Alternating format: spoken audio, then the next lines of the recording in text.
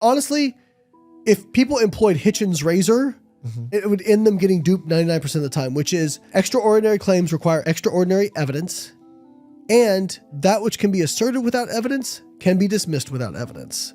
Layne Norton is a scientist, record-setting bodybuilder, and author specializing in nutrition. He received his PhD in nutritional sciences from the University of Illinois and loves to dunk on misinformation. Given we both have a passion for setting the medical record straight, and we've had a few minor social media spats ourselves, I invited him on the podcast to debate the validity of healthcare gurus, how to spot BS in the nutritional space, and perhaps more importantly, what his take is on the Ozempification of weight loss. Please welcome Layne Norton, or Bio Layne, to the Checkup podcast. Well, look, the world is struggling because of the obesity pandemic. I would say it goes further than epidemic. My patients are struggling with it. I've put on some weight post my boxing match, and you seem to have the key to help us with all that. How are we solving it? We're going to solve it today. Yeah,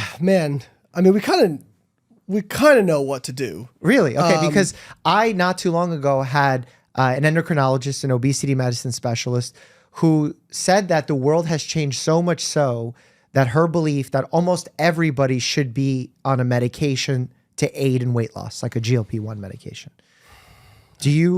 What's your take on that stance? So I think the argument for that, if I had to make the devil's advocate argument for that, would be we definitely live in an obesogenic environment, which is, we don't have to be as active. Most jobs are sedentary now, and we have very free access to hyper-palatable, cheap, tasty foods that are very energy dense. Even entertainment has gotten less active. Right. Before, entertainment was like bowling, roller skating, dating out. Now it's virtual, MetaQuest, video games, online poker. Like nothing is travel inducing anymore. Exactly. So I think, that perspective is, in order to appropriately regulate our appetite in this environment, you need help. But I've seen enough examples of people who can, but it probably does require some training and mindfulness. Now, when we talk about like, how do we solve the obesity crisis, from a X's and O's standpoint, it's very simple. We've got to get people in a calorie deficit and sustain the calorie deficit. It's people, there could be a whole nother kind of 4-hour interview about like why calories in, calories out is absolutely valid. Yep. And has been, in my mind, you can never really prove anything in science, but there's enough convincing data to support it that I feel very comfortable saying I'd bet my life on it. So it's like a gravity thing. Right. Law of gravity, law of calories in, calories correct. out. If you ingest carbons into your body, they don't flutter off into oblivion. Your body has to do something with them. And if you are losing mass, your body has to do something with those carbons. If you are gaining mass, your body did not create carbons out of nowhere. So they came from somewhere. And I think the thing that really kind of crosses people up when charlatans will talk about it is say, well, calories aren't actually a thing. It's the amount of energy it takes to raise 1 gram of water, 1 degree. No, you don't understand. Calories are referring to the potential stored energy in the chemical bonds of food that through the process of digestion, absorption, and metabolism is what captures that energy. And since you cannot store a bunch of ATP, which is our body's energy currency, you have to store it as something that is, not highly reactive, because ATP is a high energy phosphate, not stable. So you store it as triglyceride. I mean, you can argue, you store some as, sugar, glycogen, but it's very, very limited. Triglyceride, skeletal muscle, liver, et cetera. Right. Triglyceride has almost unlimited storage capacity. So calories in, calories out is valid. But I mean, just telling somebody, hey, you've got to expend more calories than you consume.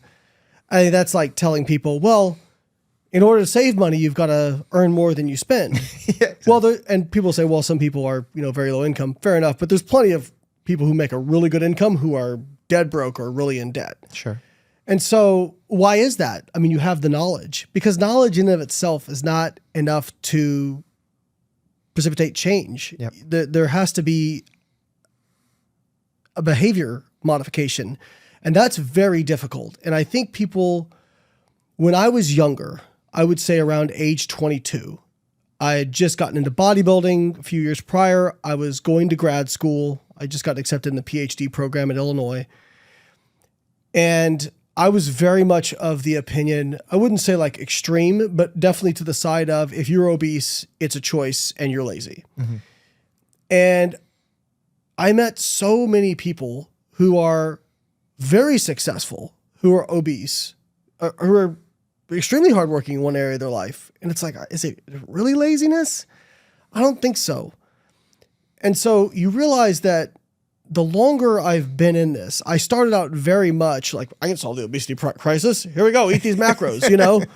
And but I'm like, I came into it. I never struggled with my weight in terms of like too much body fat. I never had those issues. And so, and frankly, I'm kind of robotic when it comes to my nutrition. That was never difficult for me. But then I think about some other stuff that I've struggled with in other areas of life, that it wasn't me choosing to be that way. It wasn't like I was making a choice every time I did something wrong. It took a lot of behavioral reprogramming in order to get me out of some of those things. And so I think we need to look at obesity the same way. So when I got to grad school, it's all X's and O's, it's all biochemical pathways. And now I'm very much more, we need to adjust behavior and focus on the art of behavior change, because quite frankly, if I had to go back now, I would do research in psychology as opposed to, nutritional biochemistry, mm-hmm.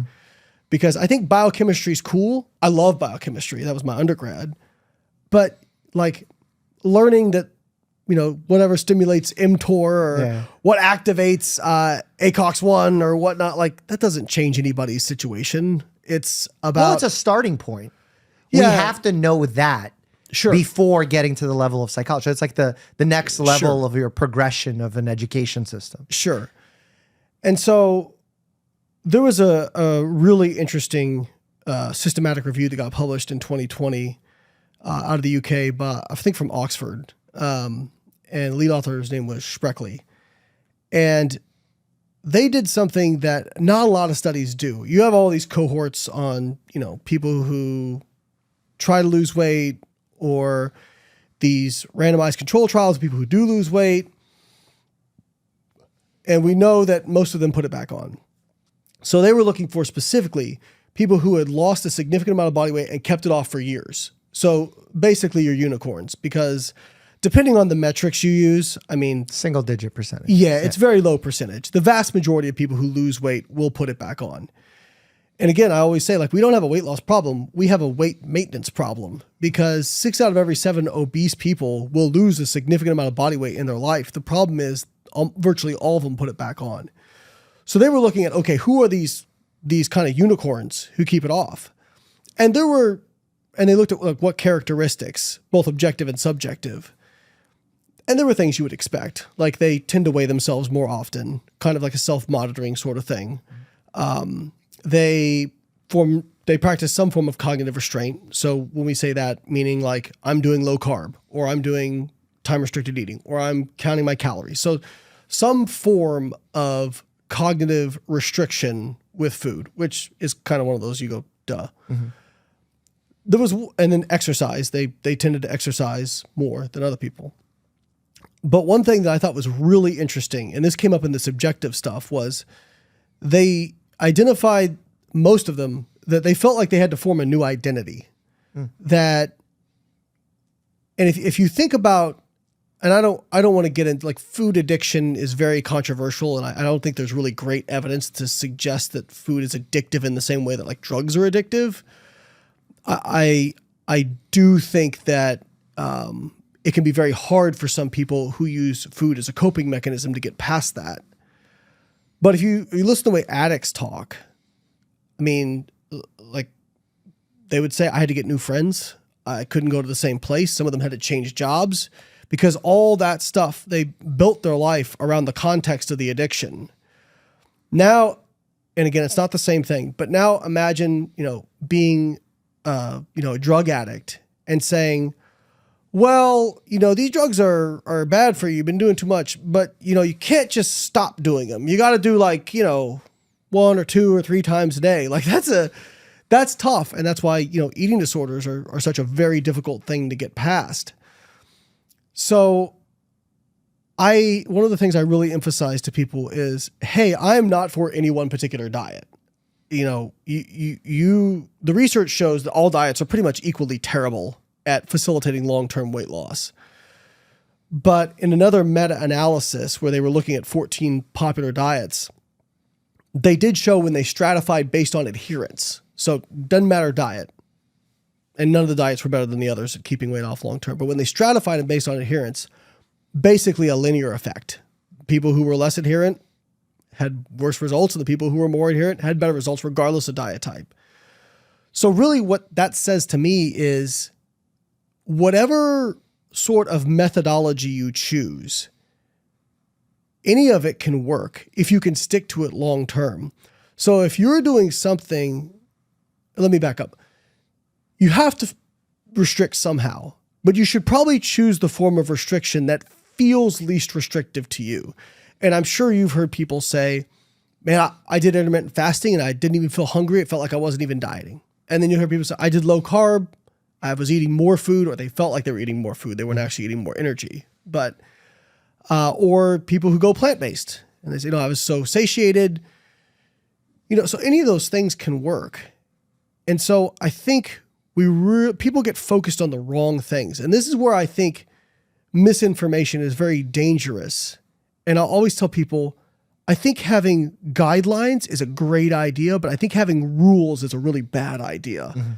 Because let's take sugar as a guideline. So if you say, I'm going to try to, reduce my sugar consumption, good guideline. But if you say, I'm never consuming sugar, well, then you're going to do dumb stuff like not eat fruit, because there's sugar in fruit. And chemically, it's the same as sugar that you get out of a sugar, sucrose, but it breaks down to glucose and fructose. It all turns into the same thing in the body.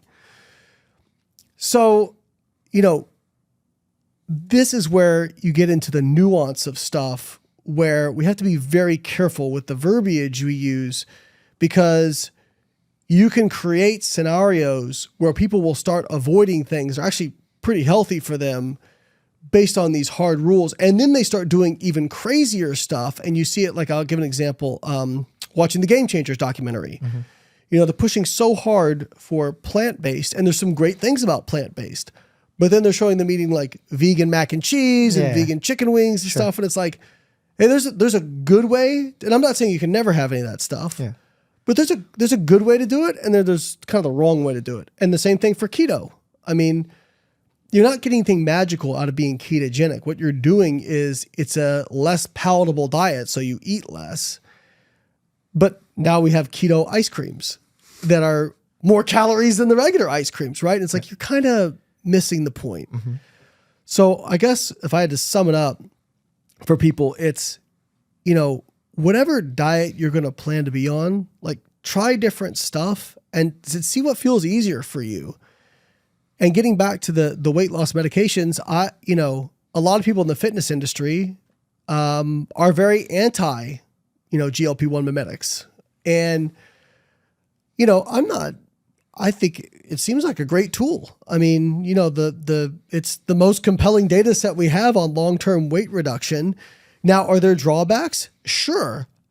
Name something that doesn't. Of course. Any drug has a drawback, and it's just about does it make sense for the individual? Now, I will say, if you're taking a GLP-1 mimetic just to lose 5 or 10 pounds, come on, piss off. You know what I mean? Just come on. Well, unless they're diabetic. That's different. That's different. But I also have an issue with the companies that own these medications now starting telemedicine services. Have you seen this? Mm-hmm. Where they will now prescribe the medicine through a telehealth visit to make it more accessible to you, which to me is kind of ridiculous. That's never been done in the history, where the company manufacturing the medicine is now running the company that is also giving it to you and prescribing it to you. Yeah, that's more your area. That's very aggressive.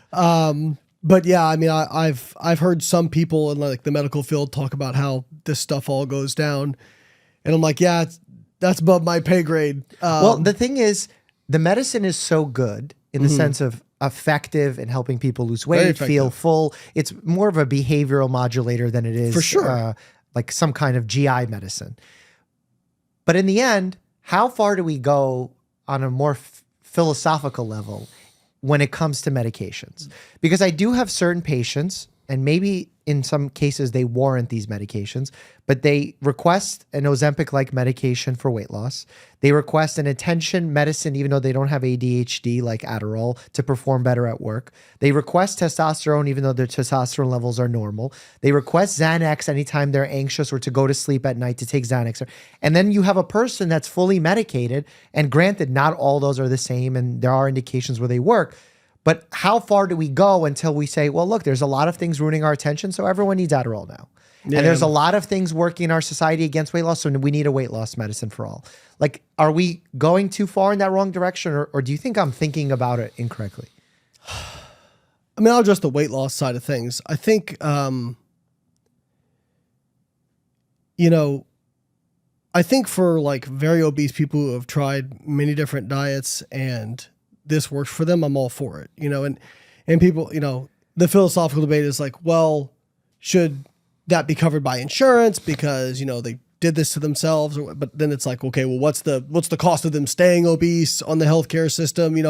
Like there's a lot of different... I mean, that's weird because if a smoker gets cancer, we still cover it. So yeah, I don't know how that makes sense. Yeah, well, and the weird part is for years, people were like, when is the pharmaceutical industry going to come up with an effective obesity agent? And what's funny is, and supplement companies did this too, is they spent so much time focusing on the energy expenditure side of things. And then in the last 5-10 years, we've realized, no, appetite is by far the biggest regulator of energy balance, by far. In fact, I always find it funny. Every once in a while, I'll hear somebody say, well, I need to get on Ozempic or GLP-1 mimetic because I have a slow metabolism. I'm like, well, then you're going to be really disappointed because it doesn't do anything to your metabolism. It's actually just causing you to eat less.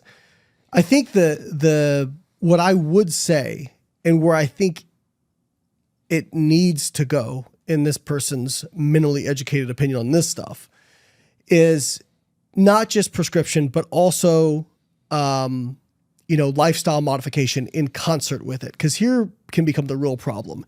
It is a very powerful appetite suppressant. And so a lot of times people just eat less of the stuff they're already eating. Mm-hmm. And so that's not conducive for good nutrition either, because I mean, are they going to pick, lean proteins? Are they going to pick fruits and vegetables? And so I think the problem becomes then what happens when they get off of it, if they ever get off of it, right?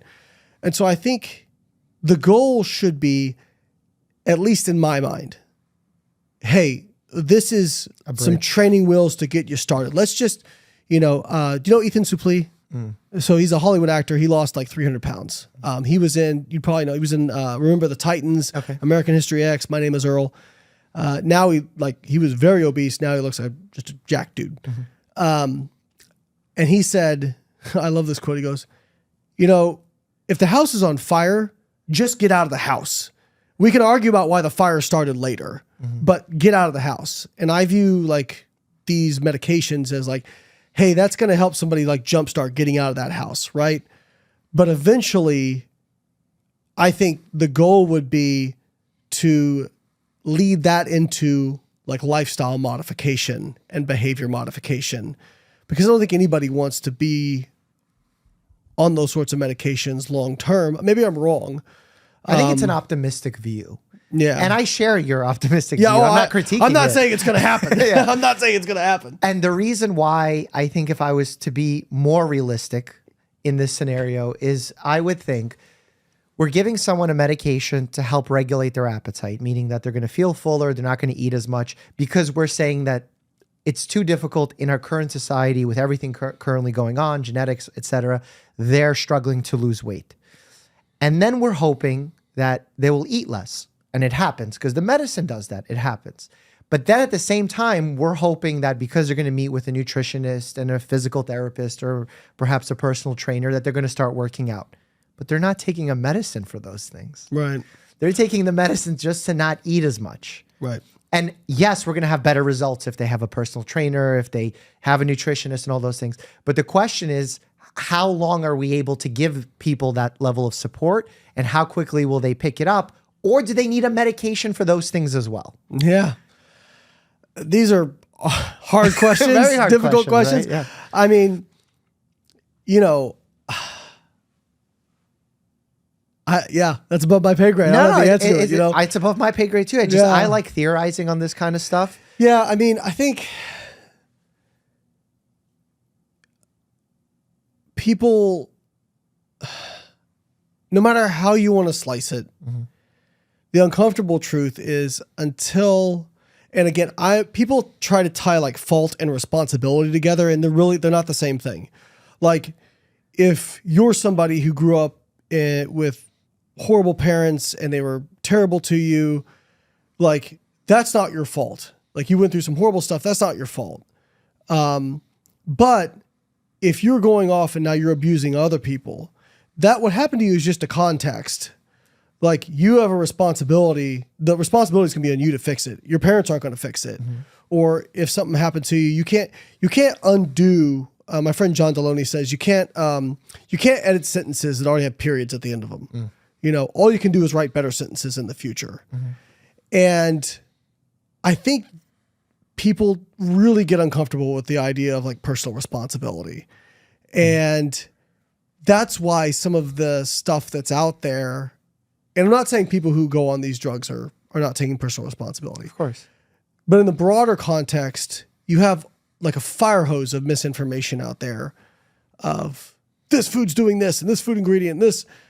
And I put up a post the other day. I'm like, hey guys, like, what do you think is actually making us sick? Okay.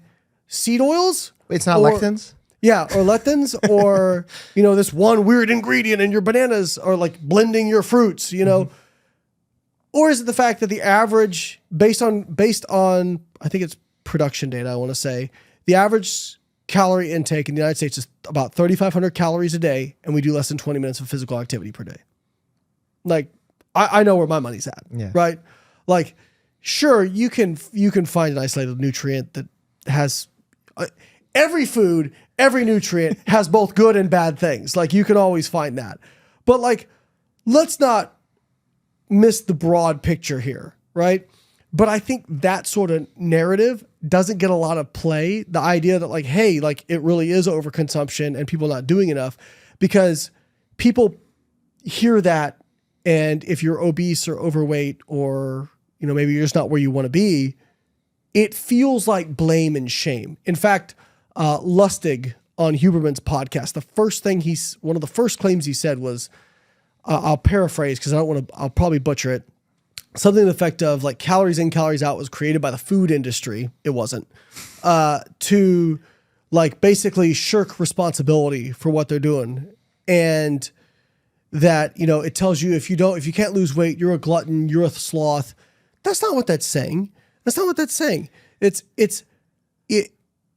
You aren't a glutton or a sloth just because you became overweight or obese. What it's saying is for your given level of energy expenditure, you were exceeding that in your intake. That's all it says. Yeah. That's all it says. It's not a judgmental math problem. No. It's us as humans adding that to it. Right.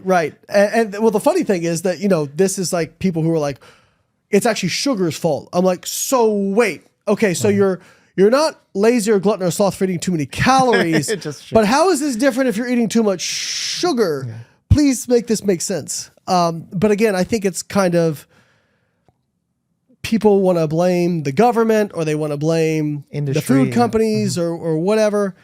And I kind of view that the way I view news, which is like, hey, they're just responding to demand. This is basic economics, to be quite frank with you. Like, of course, food industry wants you to buy more of their stuff. Yep. Like, hey, if you want them to make more healthier, lower calorie options, buy more of that. Like if everybody's, and I say the same thing with social media content. This people are like, man, you know, this clickbaity content, it's all I'm like, yeah, but that's what you guys consume. Yeah. Like, that's why it's popular. If everybody tomorrow was like, we're not going to stand for these idiots in supermarkets with their shirts off screaming about individual food ingredients, if everybody stopped watching that, guess what? They would change their content. And it's the same thing with these food companies. Like, they would change what they produce. But I feel like these health gurus have changed their spiel over the last 5-10 years because they like to prey in areas where there's not perfect understanding. And usually when there is the human psyche involved, there's almost always imperfect understanding because the human mind is so complicated and difficult to manage. So they like to throw their hat in those situations. But then as they see a medication like Ozempic comes out and it is functional, they want to vilify it or move into a different space and then say, okay, well, medicine hasn't tackled this, so that's where we're going to play in the sandbox. Do you feel like that happens? Oh, absolutely. I mean, you just look at the buzzwords that are out there. I mean, it's funny because when I did a post on this and I was like, I'm not saying that these things themselves don't exist or are BS, but 99.9% of the claims made around these things are BS. If I hear inflammation, first off, most of y'all don't even know what inflammation really is because you're like, oh, my knee hurts. So that's the same thing as systemic inflammation. No, those are two different things, by the way. I had somebody tell me like, you hurt your back because you ate too much sugar and you were inflamed. And I'm like, boy, did you get the cart behind before the horse? Like, this isn't how that works. Yeah. So inflammation, gut microbiome, pretty much anything gut, if they use that word, and adrenal, autophagy. Yep. These are things where it's like very emerging evidence. And because it's emerging, it's easy to make claims about it. And it was interesting. Somebody sent me a video of Mindy Peltz, who's like, I don't know if you've seen her. I feel like I've heard the name. She's a chiropractor who's made a lot of claims about fasting. I think she did a video where she said fasting increases testosterone 1,300%. Oh, wow.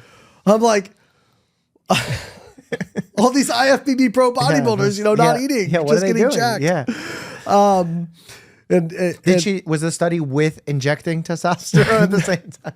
Well, I looked up all the relevant studies on. I'm like, it shows it doesn't really have an effect. If anything, it lowers it a little bit. She also sells a wand that you put in your water that makes water more absorbable. That's my favorite. Oh, so I asked the person, I'm like, what made this so convincing? Like, I'm not judging. Like, I want to know. The person who was impacted by it, you mean? Yes. Okay. Because they're like, it's so convincing. And I'm like, what was convincing about it? They're like, well, she just spoke so confidently. Confident science words. Yeah. Some buzzwords. Concept that is accurate is happening there, but it's not exactly tied to the product or mechanism that they're talking about. Well, that's, a video I've reviewed of Gary Brecka. I'm like, he's literally just like randomly spewing out like mitochondria, autophagy, like these don't even make sense the way he's putting them together, right? But because it sounds sciencey and he's speaking confidently, people will buy into it. And I think the very difficult problem people have, I'll never forget Alan Levinovitz. Ironically, he's a religious studies scholar, but he said the reason people have difficulty identifying real experts is because real experts actually don't sound super sure of themselves. Yeah. Because they understand that almost every question or subject that there's a lot of nuance. Like when people ask me, is this bad? I'm going to be like, well, I mean, for who, for what condition, and how much? Most things operate on like a Gaussian distribution curve, like we could go into that. Like there's too little and too much. Yeah. Like the body's like Goldilocks, like the three bears, it likes it just right. If you get too, like inflammation's a great example. Mm-hmm. People think inflammation, bad. No, some inflammation, good. Like you need some inflammation. Mm-hmm. Like you are supposed to have some inflammation. Like I know it's a little bit different subject, but like even for building muscle, there's like an optimal inflammation level. If you get too high, it impedes the ability to build lean tissue. If you get too low, same thing. And I would bet that there's probably a lot of things like that. Again, I'm just speculating, but things like cancer.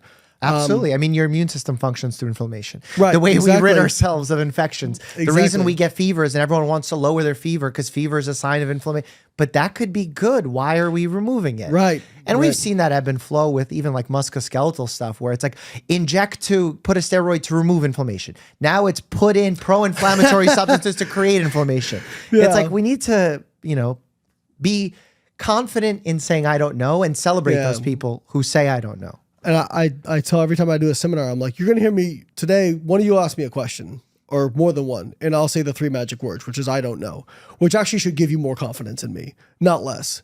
I think when you go to a really good grad school and do like really legit research, if you're with a good advisor, and I was very fortunate, I had a fantastic advisor, a lot of that gets beaten out of you because you can't even breathe a claim before they go, where's your citation?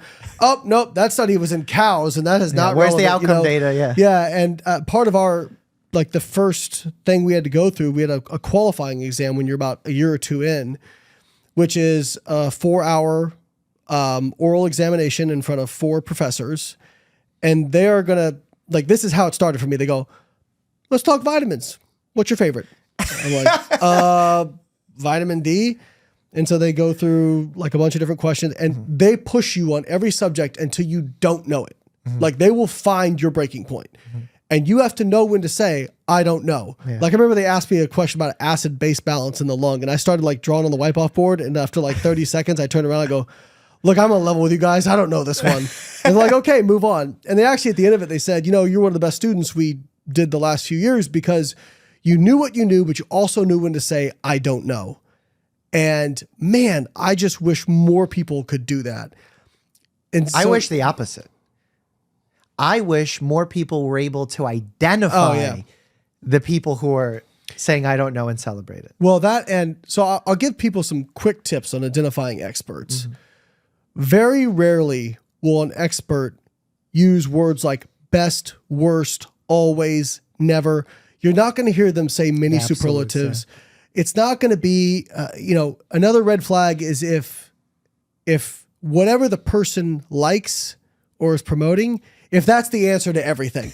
I'm sorry, it's not going to be the answer to building muscle and losing fat and preventing cancer. And like you have to understand, like, I'm not saying that there aren't diets that are good for a lot of things, but the idea that there's just one best thing for everything, like, no, probably not, right?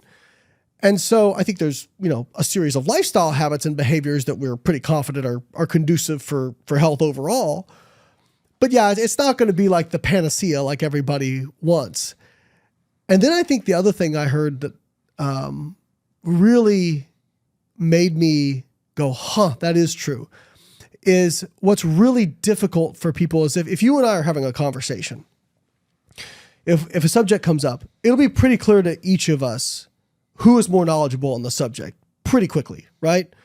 But if somebody's watching 2 people disagreeing, both of whom are more knowledgeable on the subject than them, it's almost impossible for them to identify who is more knowledgeable of the 2. And I think that is the struggle that we're in right now on social media, because anybody can create a platform. And so what I would say to people is real experts don't talk like used car salesmen. Okay. Like that's not, and it seems weird because it seems counterintuitive because they actually sound unsure in certain ways, but that is who you should look for. Usually a real expert, if you ask them a question, a lot of times they'll ask you questions back to get context. Or if they give you an answer, it's very contextually dependent. Like when people ask me a question, I'm like, every question you ask me is probably going to be at least a 5-minute answer. Yeah. 1, because I like talking and I'm long-winded, but 2, because I want to make sure that I cover the appropriate context so that you don't take something away from that or infer something that wasn't there. Because you're worried about how they're going to make use of that information. Right. Like, and what I get so often is people will, like when I call somebody out, they're like, well, isn't their message at the end of the day just to eat less crap? Isn't that what we should focus on? Like, isn't that, aren't you guys on the same side? I'm like, listen, I'm sure, I don't think, I used to think, okay, anybody who's spewing BS, that they're driven by money and it's just this evil, like money grab. Certainly that is out there. No question. I think most people, it's just because they're tribal. Like people are tribal by nature. Like look how impassioned people get about politics. Most people aren't making money off politics. It's their identity that they've built around. It's an identity. Exactly. And I think even with diet, like somebody does a diet, they like it, then they try to get a bunch of their friends to do it. 1, because they want to help their friends. And 2, because people like to do stuff in groups, right? Like It's, "Hey, are you drinking? Well, I'm not going to get a drink if you don't get a drink." Right? Like, we like to do stuff in groups, right? And so I think people are actually kind of insecure about their decisions. And when they can get more of their friends to do it, or people with them, or identify a group that they're doing stuff with, it makes them feel better. But then they go a step further and it's like, well, I need to explain why what I'm doing is actually the best thing and be self-righteous because go home team, you know? And yeah, like I said, just look at how impassioned people get about sports teams, you know, just to see how tribal people can And there's get. no logic behind it. The players get traded the next year. They're like, no, this is still the best team. And it's like, wait, you just had the players that were on the other team that you were saying was the worst team. But now, because they're wearing a different jersey. Your favorite player is now playing on the team that you say you hate, right? Exactly. But yeah, that's a big struggle. And one of the things I spend a lot of time in my content on is really trying to talk about, you know, hey, here's how you identify these people, because, you know, I want to say lucky because I didn't work hard for it, but I'm fortunate in that, like, if somebody makes a claim about a study, cool. All right, let me find the study, pull it up.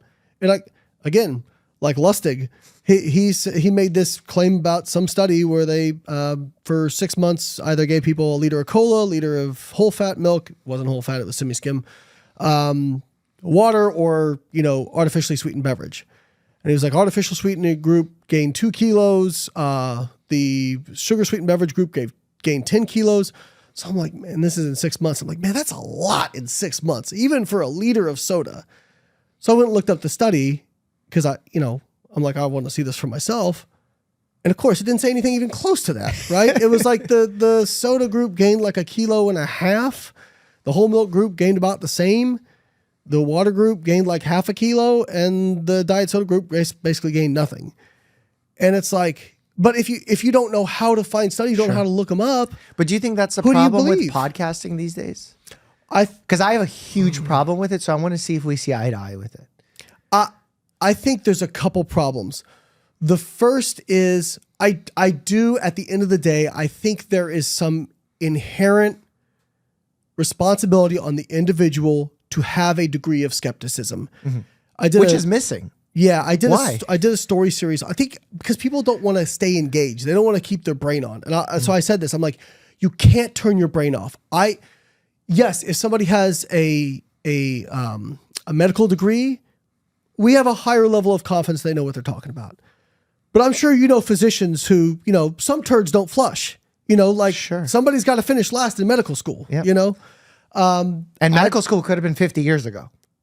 That too, which is a very different medical And some school. people learn how to take tests, they memorize stuff, and then but they don't ever actually truly have a focus on learning, which there's a big difference, because learning, in my opinion, is kind of a mindset, whereas getting good grades is kind of conducive to memorization. Now, memorization can be useful. Like you can pull stuff, but it's hard to like get good logical skills with just memorization. So when somebody makes claims, it's hard for you to be discerning. Even PhDs in the exact field being discussed, you can't turn your brain off, because I've seen some of them make insane claims. Even from, and I used to have a joke, I'm like, hey, behind every insane nutrition claim, there's somebody from Harvard, you know, supporting it. So even a PhD from Harvard, you can't turn your brain off. You have to have a little bit of, you know, skepticism. Yeah, of course. You do. Like if it walks like a duck, it quacks like a duck, it's duck. Well, how do you think podcast hosts should handle themselves, I guess, in selecting their guests? For example, you saw Dr. Gundry on my podcast. The reason that he really came onto my radar was he wrote his book and some patients brought it up to me. And then I saw him on the Lewis Howes podcast saying his line about grapes being equivalent of a sugar bomb and that you might as well eat a Hershey's bar.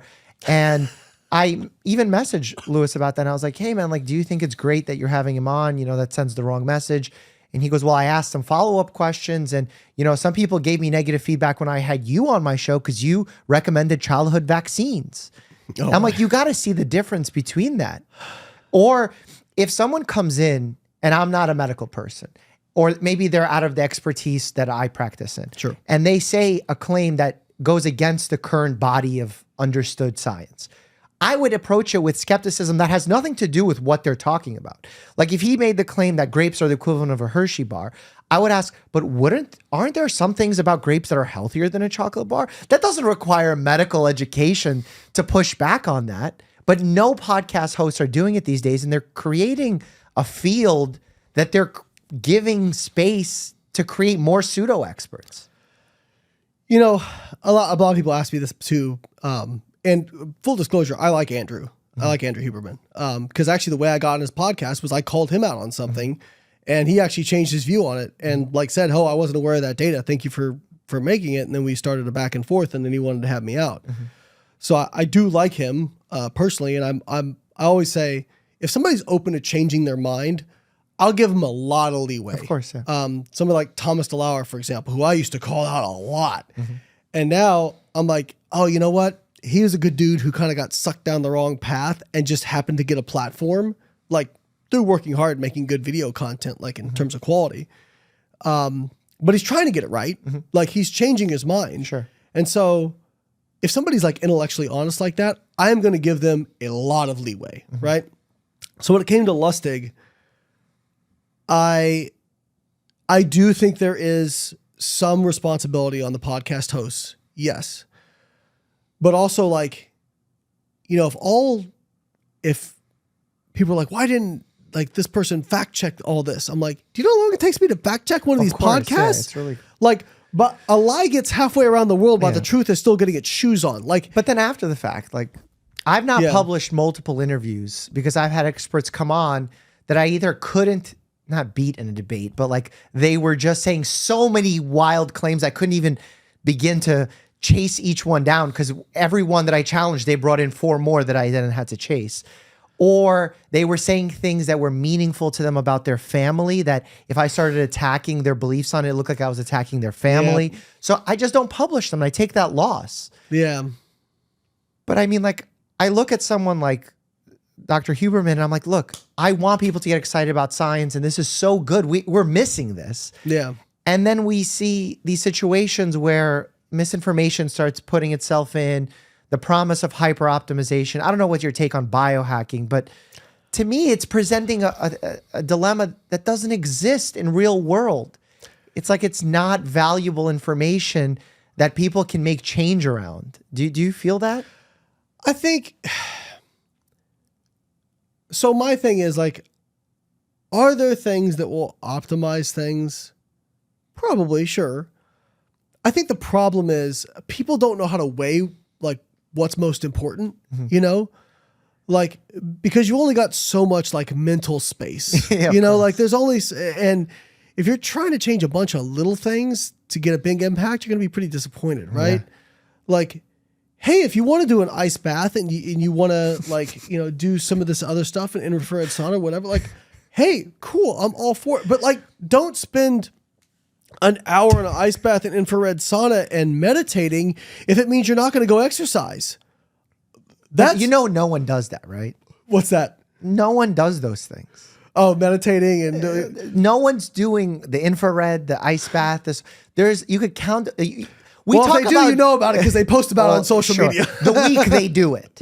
Right. Because we're putting on Apple Watches to track steps and our heart rhythms, and then no one counts them after 2 weeks. We're putting on fitness trackers that you said on previous podcasts that are not really accurate when it comes to calorie burning during exercise. They're giving false alerts about cardiac things that they're then bringing into my office, and I have no idea how to handle it.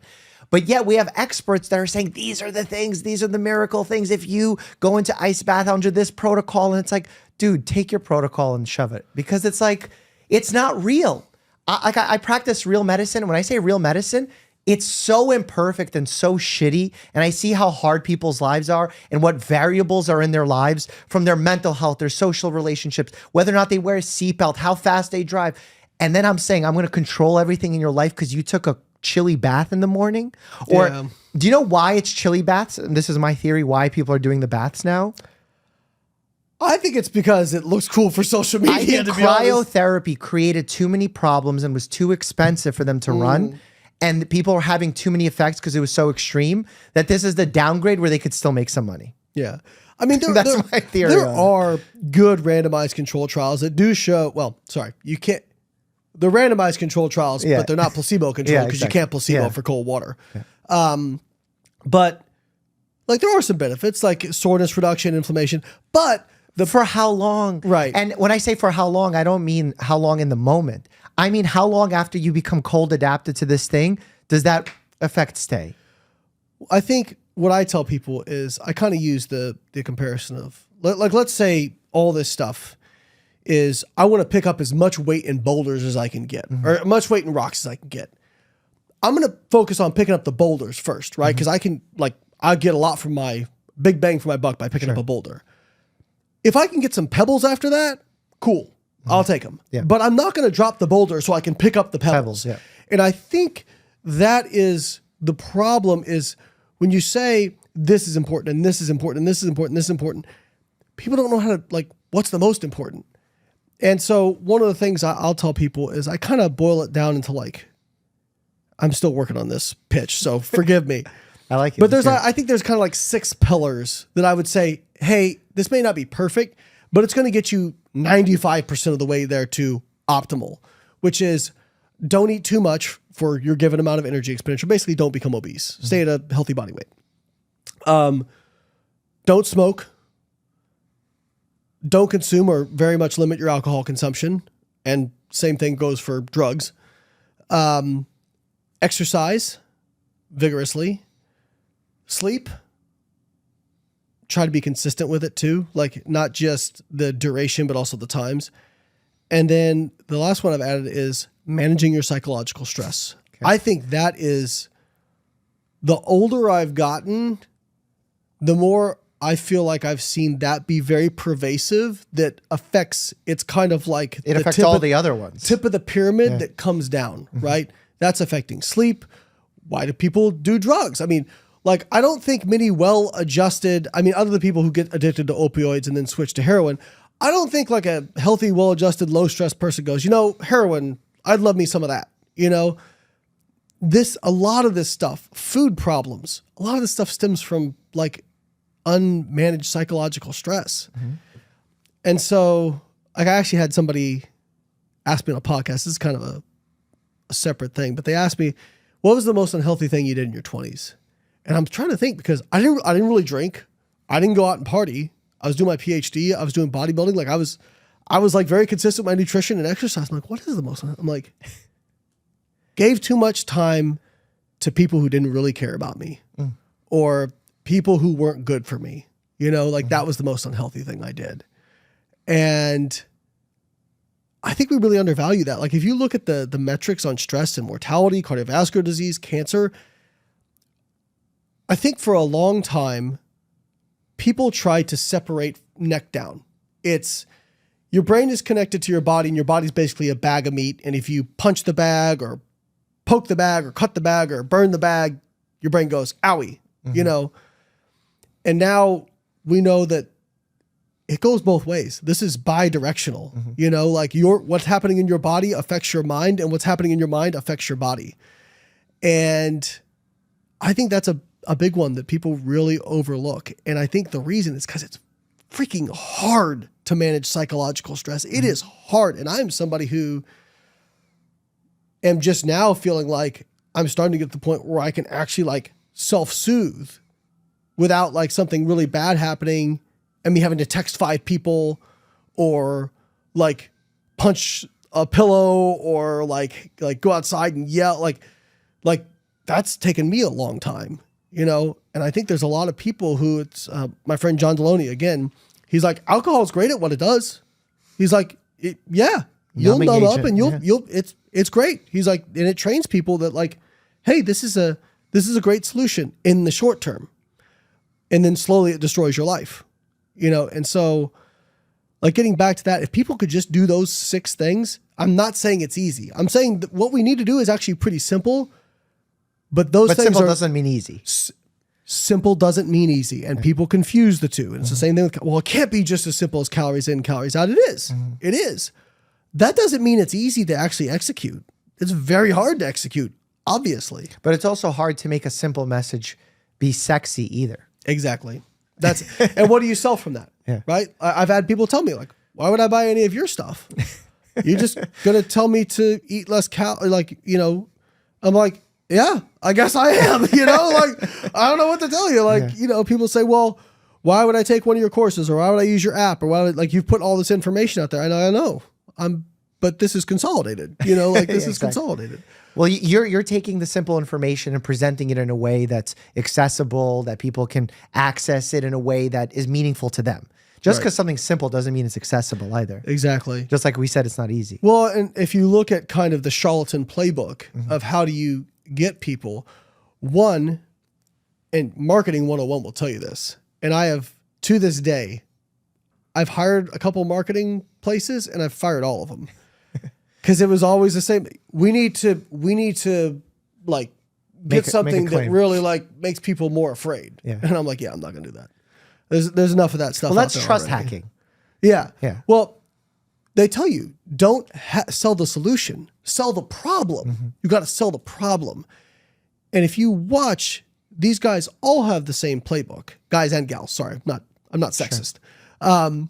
These guys and gals all have the same playbook. It's create problem, find something scary, and then have solution.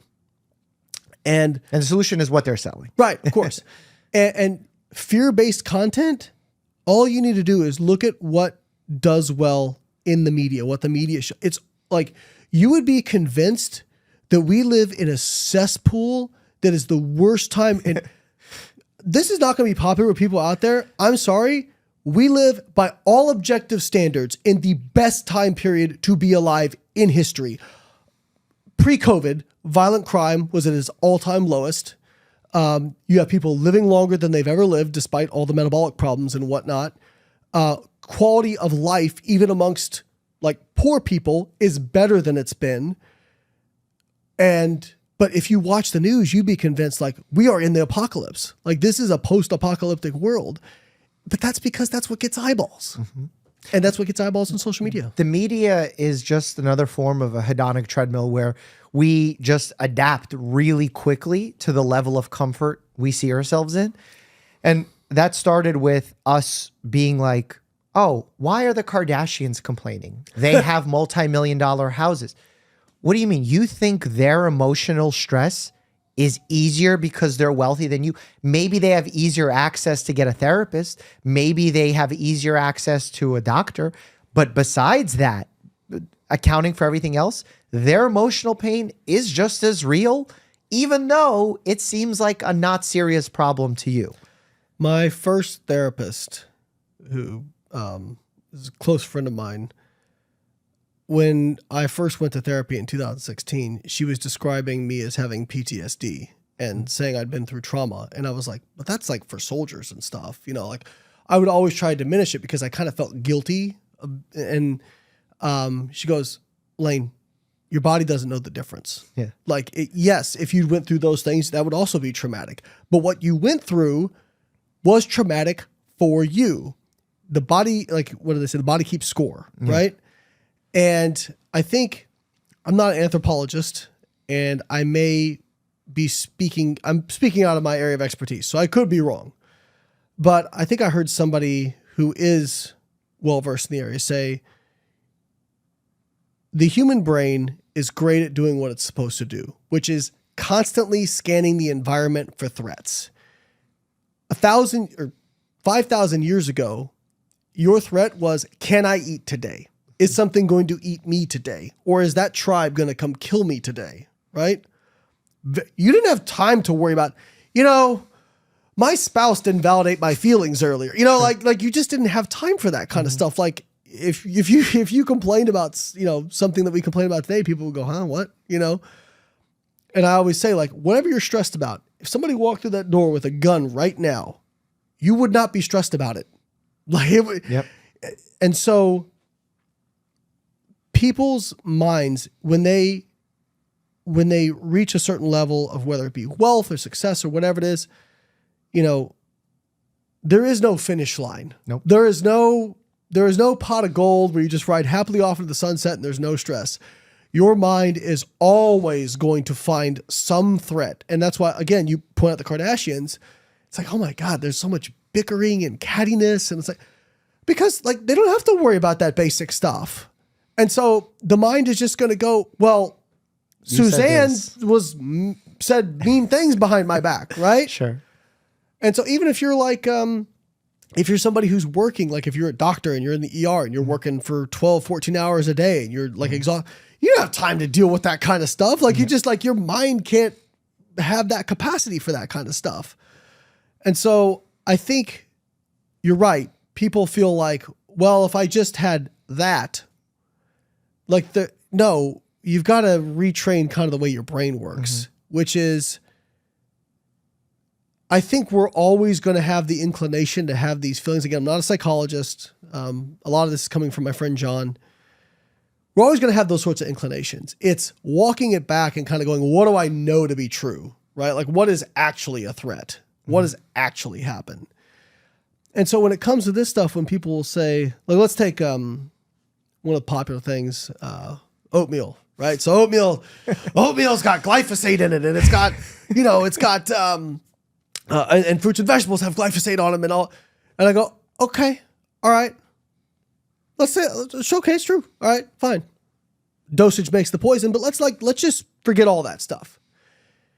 If we look at the human, as I like to say on my channel, the human randomized control trials, if we feed people this stuff, do they get less healthy or do they get more healthy by objective measurements? Oh, they get more healthy. And then the cohort studies, the longitudinal data, they get more healthy and they live longer, have lower risk of heart disease, all that kind of stuff, better metabolic health. Okay, so either there's one of two things here that's possible. Either the glyphosate in there, what I'll say is, by the way, do you think that they're doing those studies with organic fruits and vegetables and oatmeal? Because they're not, okay? So that either means... And it's not like organic means pesticide-free either. That's another great point. In fact, many of the organic pesticides, it just means they use organic pesticides, many of which have a lower LD50 than the inorganic ones. Well, it's like the whole thing of like no nitrates added, but we added celery root powder that has a ton of nitrates in it. Right. So, there's either one or two things happening with this. Either it's just not in an amount of dosage that has a negative physiological impact, or it does. And fruits and vegetables and oatmeal are so amazing that they completely not just offset it, your health improves. And so what I'll tell people is like, hey, I'm open to anything. And I'm also open to the idea that like any food could have a negative effect. But when you focus on an individual pathway, and that's what we were talking about this via DM, that is the playbook for all these guys and gals. It's whatever, identify food or food group I don't like or that doesn't fit my narrative, find individual ingredient in said food, show rodent studies, don't tell you that they're rodent studies, and mechanisms.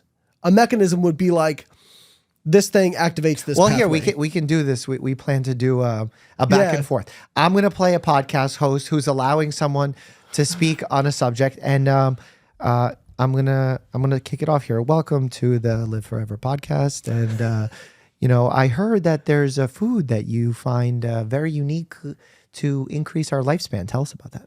Yeah, so French fries, McDonald's French fries. But I've always heard French fries are bad. Oh, but that's because you just don't understand the biochemistry enough. All right? Tell me. So McDonald's French fries are rich in an ingredient called TBHQ, which activates the NRF2 pathway, and that is involved in turning on genes that are involved in detoxification and eliminating reactive oxygen species, and it's been shown to increase autophagy, decrease fat. It also activates ACOX-1, which is the rate-limiting enzyme in fat oxidation, and it's been shown to extend lifespan and reduce the incidence of cancer. Wow, so TBHQ2, you said it was? TBHQ, yeah. TBHQ can increase lifespan? Yep. And it's found in French fries? Yeah, McDonald's French fries. Wow. So this whole time I've been avoiding French fries. Now, what actually happened, by the way, all that stuff, I'll send you the citations. That's true. So that's all real. True. What I didn't tell you was the dosage you would need, you'd never get from eating French fries. And these were all done in rodent studies, right? Okay, so you can activate a pathway, big deal, right? And I can do the opposite thing. I can make any food seem horrible. Sure. I can pick out, like some product in meat and make it seem scary. I can pick out something in vegetables and make them seem scary. Defense chemicals, you can do that for anything. In fact, I even did a post. I'm like, I'm going to explain how you should eat poop to lose fat. And one of the richest, one of the biggest components of human fecal matter is a short chain fatty acid called butyrate. And butyrate in research studies has been very clearly shown to improve insulin sensitivity, decrease fat mass, increase fat oxidation, and increase metabolic rate. And what I'm not telling you, you'd have to eat 100 pounds of poop to get that much. Okay. And that most of these were in lab rat studies. And so the same thing, these guys all do the same thing, whether it's trying to pump up something or make it seem scary, pick out isolated ingredient, talk about a pathway it activates, and then scare you with it. I mean, Paul Saldino did this the other day with broccoli. He said, well, it has isocyanates. I think I said that right. And that can block iodine absorption. And that is going to lead to reduction in thyroid function, slower metabolic rate, and weight gain. Now, here's the problem with that. You are going from A to Z. And what you don't realize is the body is not just single pathways. Everything affects everything. And this is one thing my PhD advisor was great about. He's like, oh, because I'd say, well, what if we gave this thing and it activate this? And he goes, yeah, but it also does this opposite thing over here, right? Like aspirin. Aspirin has both anticoagulant and procoagulant qualities. But obviously, the anticoagulant qualities are a greater effect because mechanisms or individual pathways, when we're looking, those are just individual. But when we look at an outcome, like a human outcome data, like say weight loss or fat loss or reduction in cancer, that is the summation of thousands of pathways. And maybe a good comparison would be like take a mutual fund. A mutual fund is hundreds or thousands of individual stocks.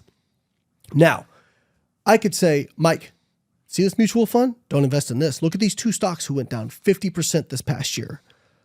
While not telling you that overall the mutual fund is up 30%. What do you care more about, the two stocks that went down or the overall mutual fund that's kicking ass? Mm-hmm. You care more about the overall mutual fund, mm-hmm. right?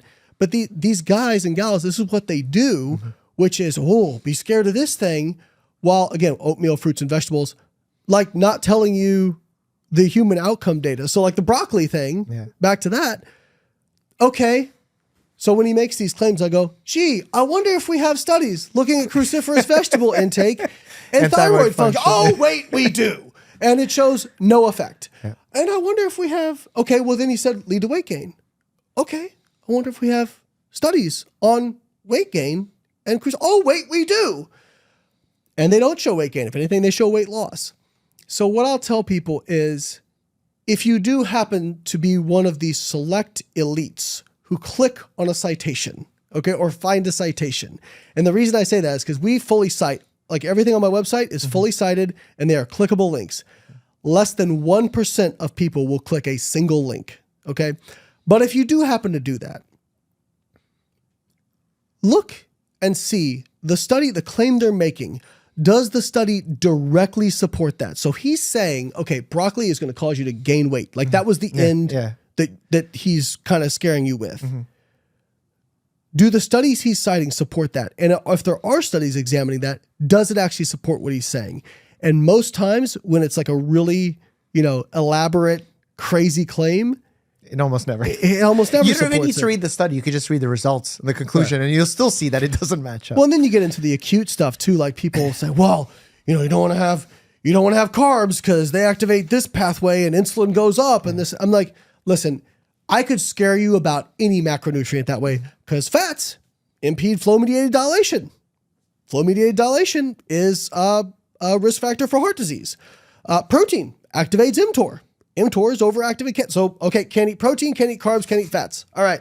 Everybody just sit there and photosynthesize and hope for the best. Yeah, it's really messy. Who do you find as, you mentioned Saladino, you mentioned Gary Breck. Are there any other examples of you that come to mind? I mean, Gundry's one of them, Sure. who's very, focused on, again, grapes versus Hershey bars. We just need to go to human randomized control trials. Do people who eat more grapes gain weight? Oh, wait, no, they don't. Do people who eat more processed chocolate bars gain weight? Yeah, they do. Okay, so these two things are obviously not the same. Just because they share an equal component, sugar, does not make it the same, right? So look, I'm going to be a person who's watching this and is not aware of the differences between two experts arguing who I am not smarter than. I'm watching Dr. Gundry, I'm watching Dr. Bilardo, and I can't tell who's right. What do you do in that scenario if you're a regular person? What advice do you have for them? I would say focus less on what they're saying and more about how they're saying it.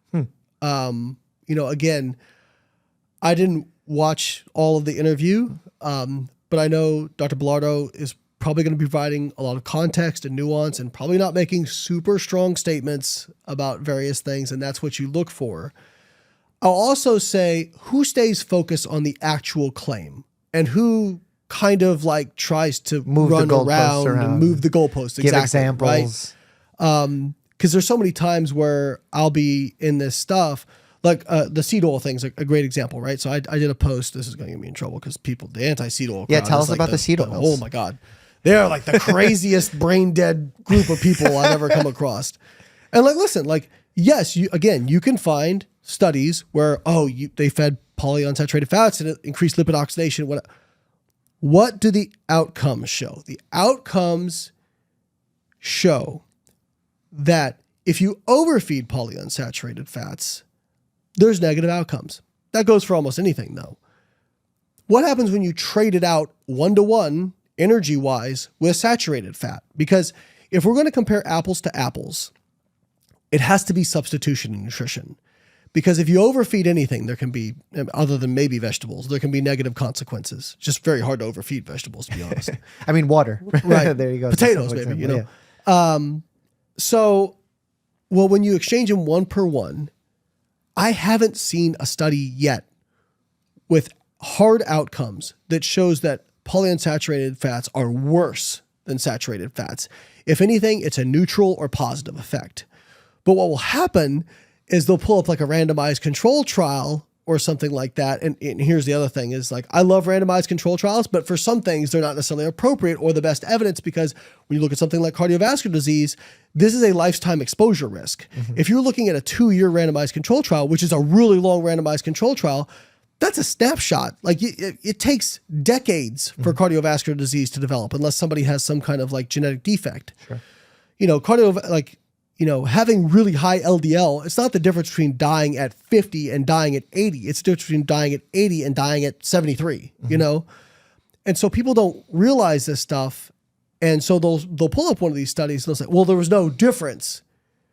But you just moved the goalposts. Yeah. Because before it was seed oils are horrible for you. And now you're just, okay, they're equivalent at worst based on this, right?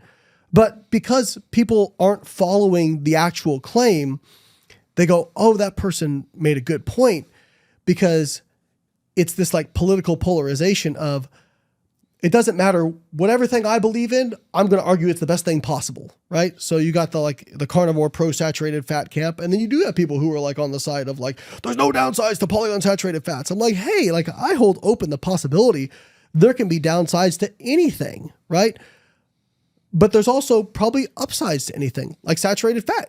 We know that it can increase testosterone, if you increase your saturated fat intake. Okay. You could argue maybe testosterone's a negative in some context, but okay, well, there's a check mark in the positive direction, right?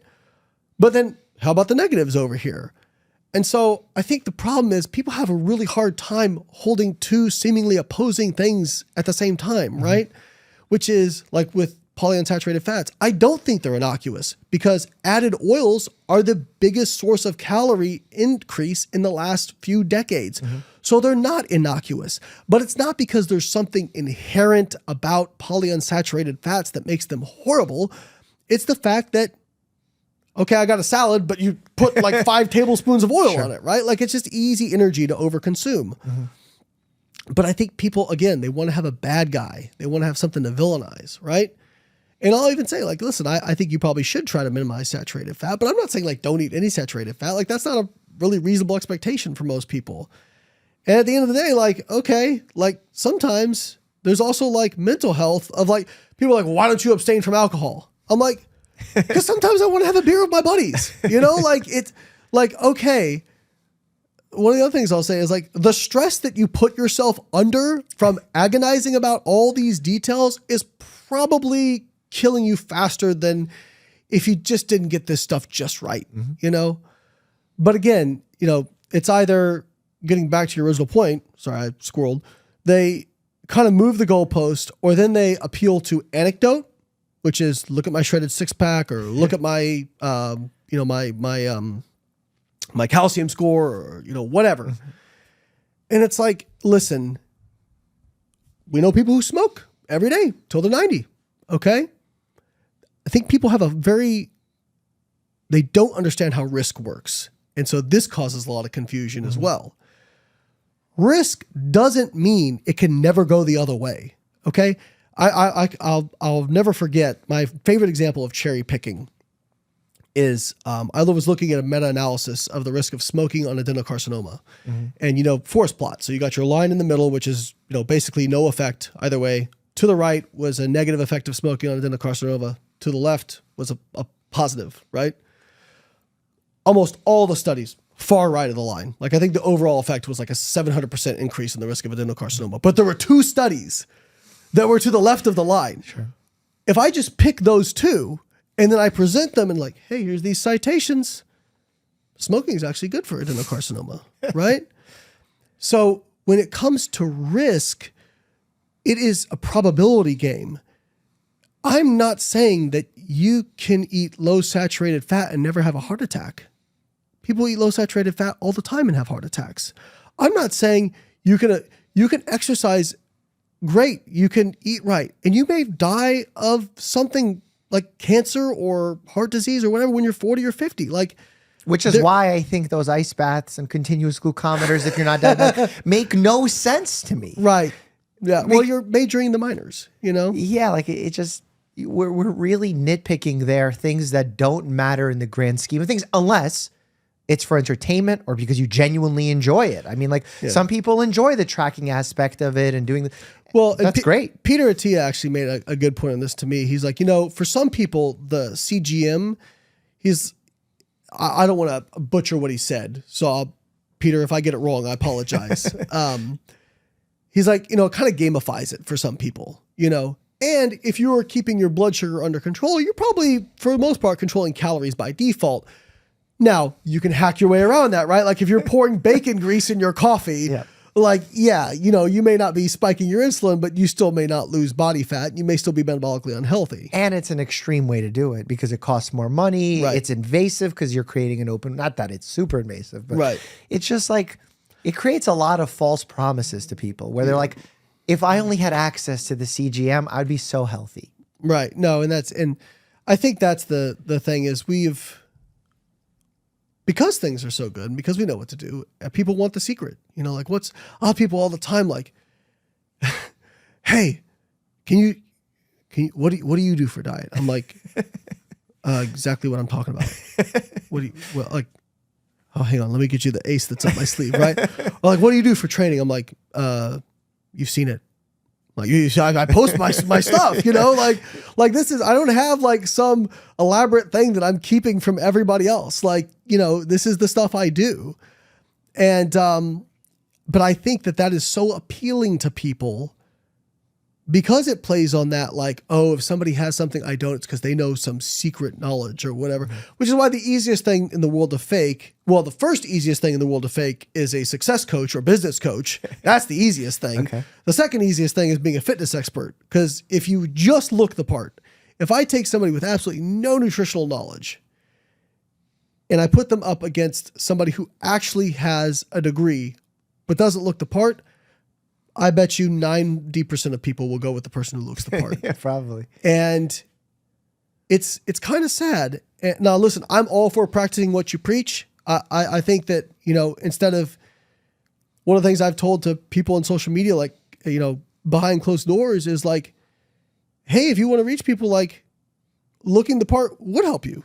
Like I'm not saying it's fair. You have credentials and whatnot, but it's practical. If you can't beat them at their own game, But, if it comes down to it, would I rather have somebody with straight teeth who's never been to dental school or the dentist with crooked teeth operating on my mouth? I'll take the guy who went to dental school. Thank you very much. Sure. Would you rather have the heart surgeon who's had a heart attack before or the 70-year-old who never went to med school, but he's got a 0 calcium score, right? Like, I know which one I'm going to take, but I think with fitness, people just look at it differently. It's very strange. Because it's usually people that are not very well versed in the space and they want quick answers. And anytime, like I have friends in the boxing world that perhaps, don't get a PhD in nutrition that ask me questions and then I don't give them a firm answer. They're like, man, you don't know what you're talking about. I wish you were like that chiropractor on YouTube that gives me all the answers. Right. And I'm like, if I was, I would be giving you the wrong answers. Because it's a context. But they don't believe that. They're like, no, it just, you guys are always wrong. The medical system has failed me so much. You're the problem. That is a big part of it. And I do think the medical system has failed a lot of people.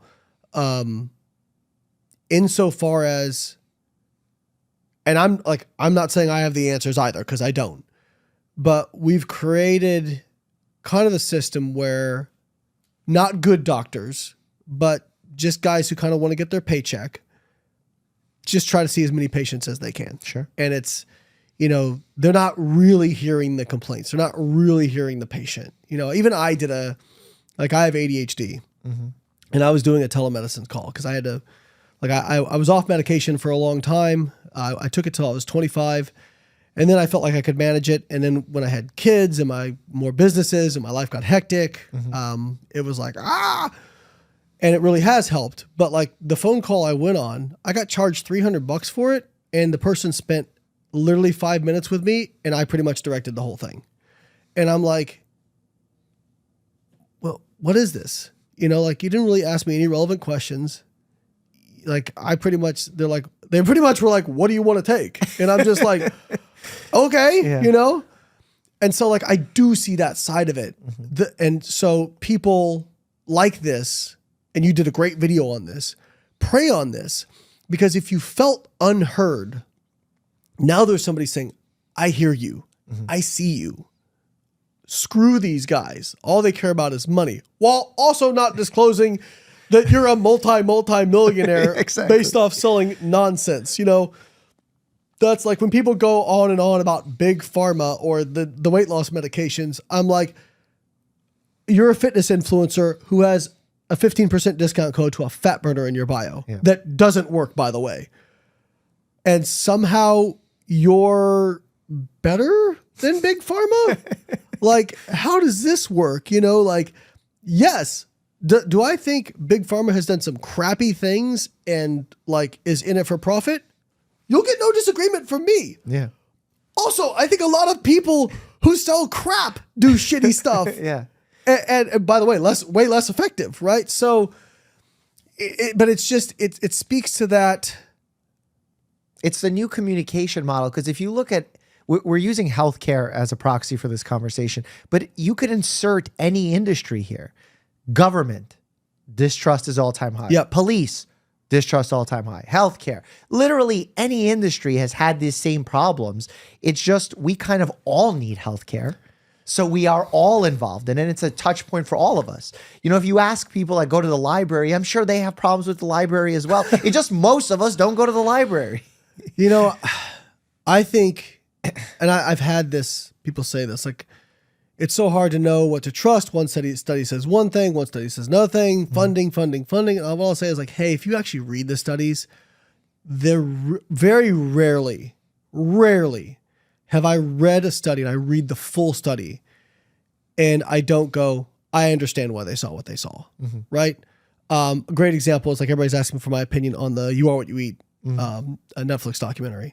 So I read the study that's referenced, the twin study. I think it was a great study, cool design, but I understand why they found what they found. It wasn't because meat has, well, short term, but also it's not because meat has some inherent like property in the atoms that make it bad. It's the omnivore group was eating significantly more saturated fat, significantly less fiber, and significantly less polyunsaturated fats. And calories too, didn't I see And that? yeah, they were like 200 calories more per day. Now, people will be like, well, they should have controlled more variables. Listen, you can't control all the variables, all right? And that wasn't the question they were asking. They were like, if we give people access to this food, how do they behave, right? Totally reasonable question. But the study's not the problem. It's the claims that are made around those kinds of studies that are the problem, right? Because I even said, this is a cool study. I like the concept. Like twin studies, they eliminate a lot of bias, right? But I understand why they found what they found, right? Yeah. And so that study wasn't saying, at least to me, the results, the data in that study doesn't say meat bad, plant good. It says more saturated fat, less polyunsaturated fat, less fiber, not optimal, right? Or not good for LDL cholesterol, right? And metabolic health. So unfortunately, COVID was like the perfect stage to create a lot of distrust in science. And again, people have very difficult time holding, two seemingly opposing things in both hands, which is the vaccine appears to not be completely innocuous for some people. Some people appear to get myocarditis. There's some side effects. True. Also true. The vaccine drastically reduces your risk of being hospitalized if you get COVID. And unfortunately, again, the prospect of risk. If you're playing a betting game, you're probably getting the vaccine. But you may get really sick.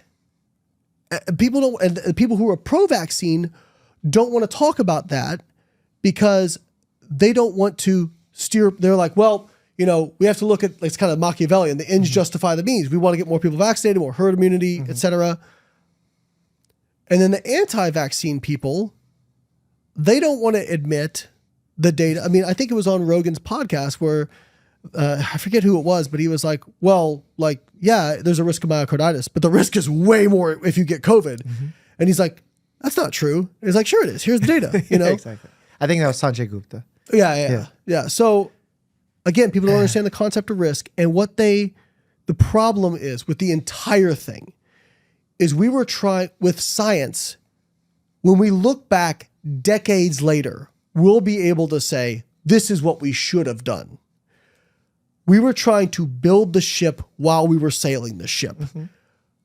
Nobody knew what they were doing. And I did not agree with many things the government did. I didn't agree with the lockdowns, especially the extended lockdowns once we had widespread testing and vaccines. Didn't make sense to me. But I do understand the perspective of everyone's scared. How do we protect the most vulnerable people? I get that. And I think what people really don't want to admit, God, this is going to get me in so much trouble. What people really don't want to admit is, hey, no matter what decision got made, some group of people is getting screwed. Small businesses got screwed by extended lockdowns. But high-risk populations got screwed, right? Like we know that. It's just, unfortunately, you saw recommendations and then those recommendations change very quickly. And I think that created a lot of distrust. And also, again, the polarization of people on one side, pro-vaccine, not wanting to admit any possible downside to the vaccine because they're scared that, if we give an inch, then people, the anti-vaxxers will be right. And the people on the anti-vaccine side not wanting to admit there could be any positives to the vaccine because then it takes their identity away. And it's just, this is why everyone hates me, because I'll do all this stuff, right? But I don't think anyone would hate you for this. This is the transparency I think is important. They will. Yeah, I mean, I think It's the outliers have the loudest voices. Yeah, I've literally seen people say, I would never trust anything you say because you got the jab. And yeah, but who's saying that? Do Yeah, you you're know right. who's saying that? You're right. Because I don't like, and I say this as someone who's also very impacted by this. It's Yeah. something you mentioned earlier about us being on the frontier and being afraid of something eating us or where we're going to get our next meal 5,000 years ago. That negativity bias that you're talking about in our minds is absolutely real. There's a great book called The Power of Negativity that talks about this, because we as humans are so much more impacted by negativity because that is what is going to end our lives. The positive stuff is nice, but it's not what's going to decide whether or not we live or die. So we're much more worried about the negative stuff. In fact, if you want to have a good relationship with your partner, it's not about doing nice things for them, buying them flowers, taking them somewhere. It's avoiding the bad things. It's been studied. Like the less negative, horrible things you have happen in a relationship, the more likely you're to stay together.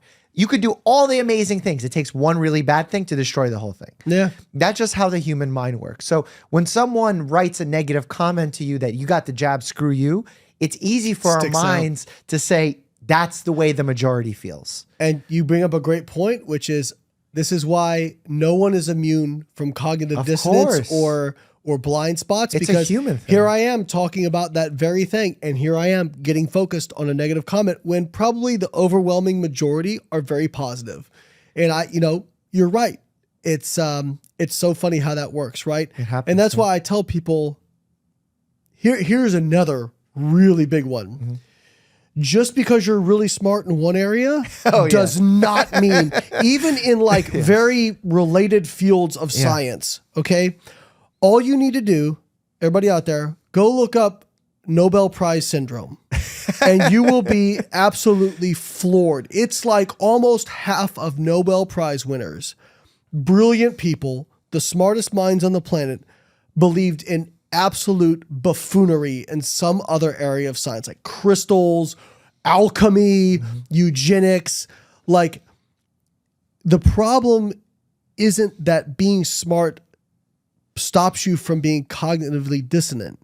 It actually, the people who have the worst cognitive dissonance are really smart people. Because they can convince themselves they're right. Because they'll use their own intelligence as well, I wouldn't believe in bullshit. That wouldn't get me. Yeah.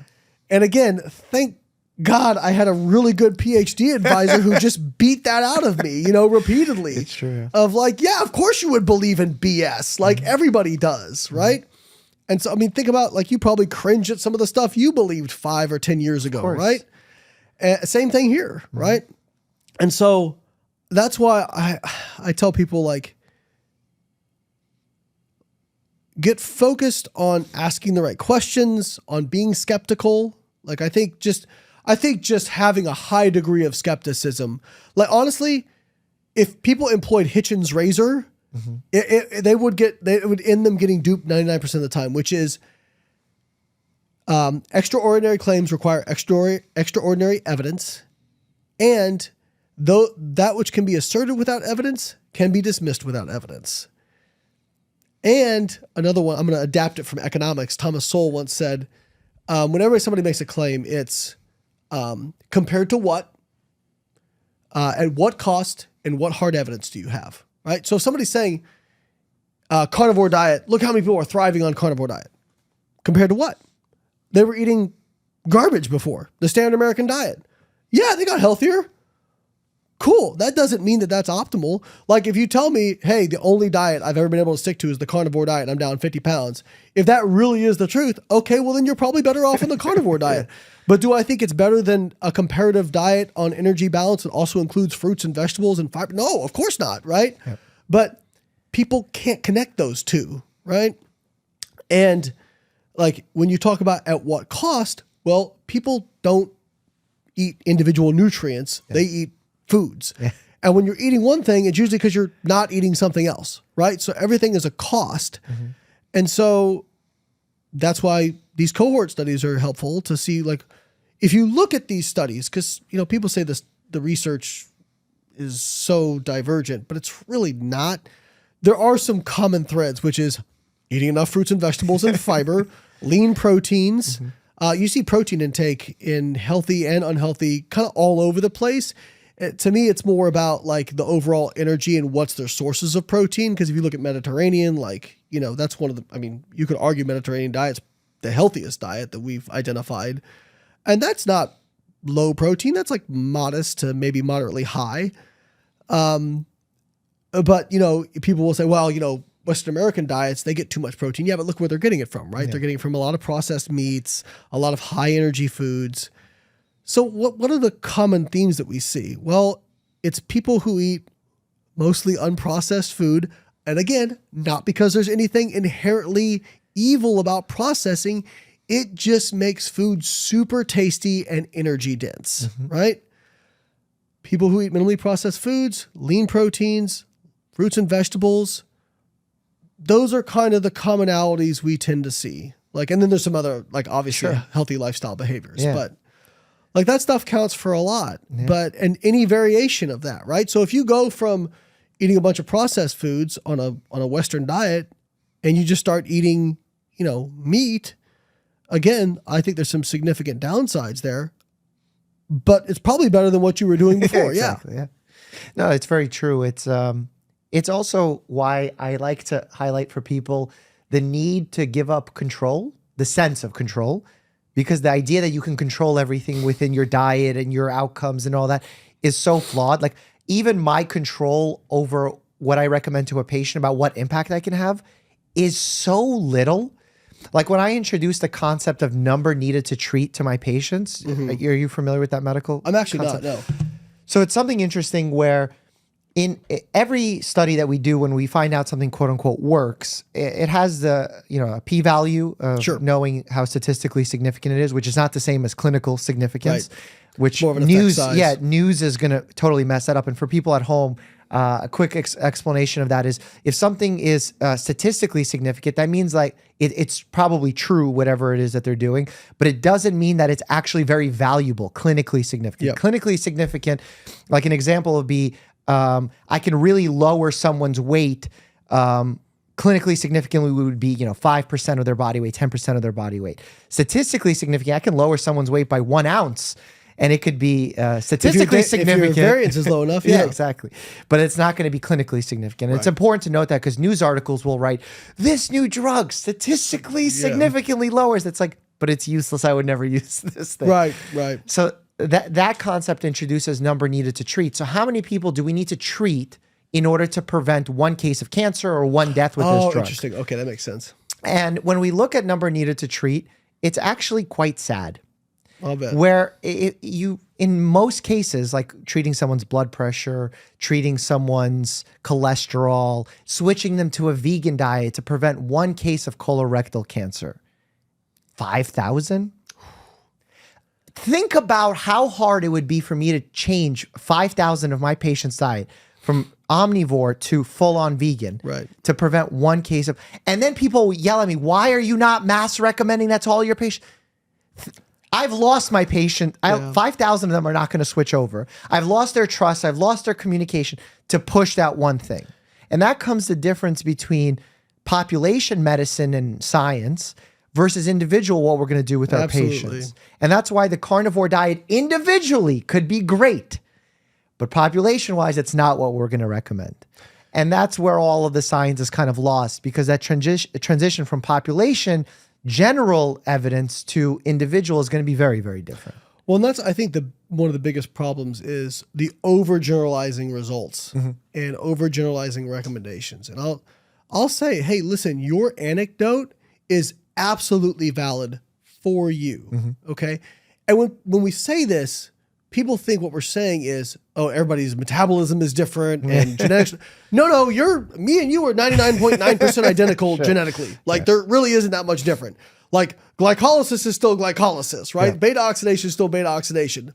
There can be subtle polymorphisms and in rare cases, big time differences, but those are very, very much exceptions, okay? What we're saying is what actually clicks to get people to make behavior change is very different from person to person, right?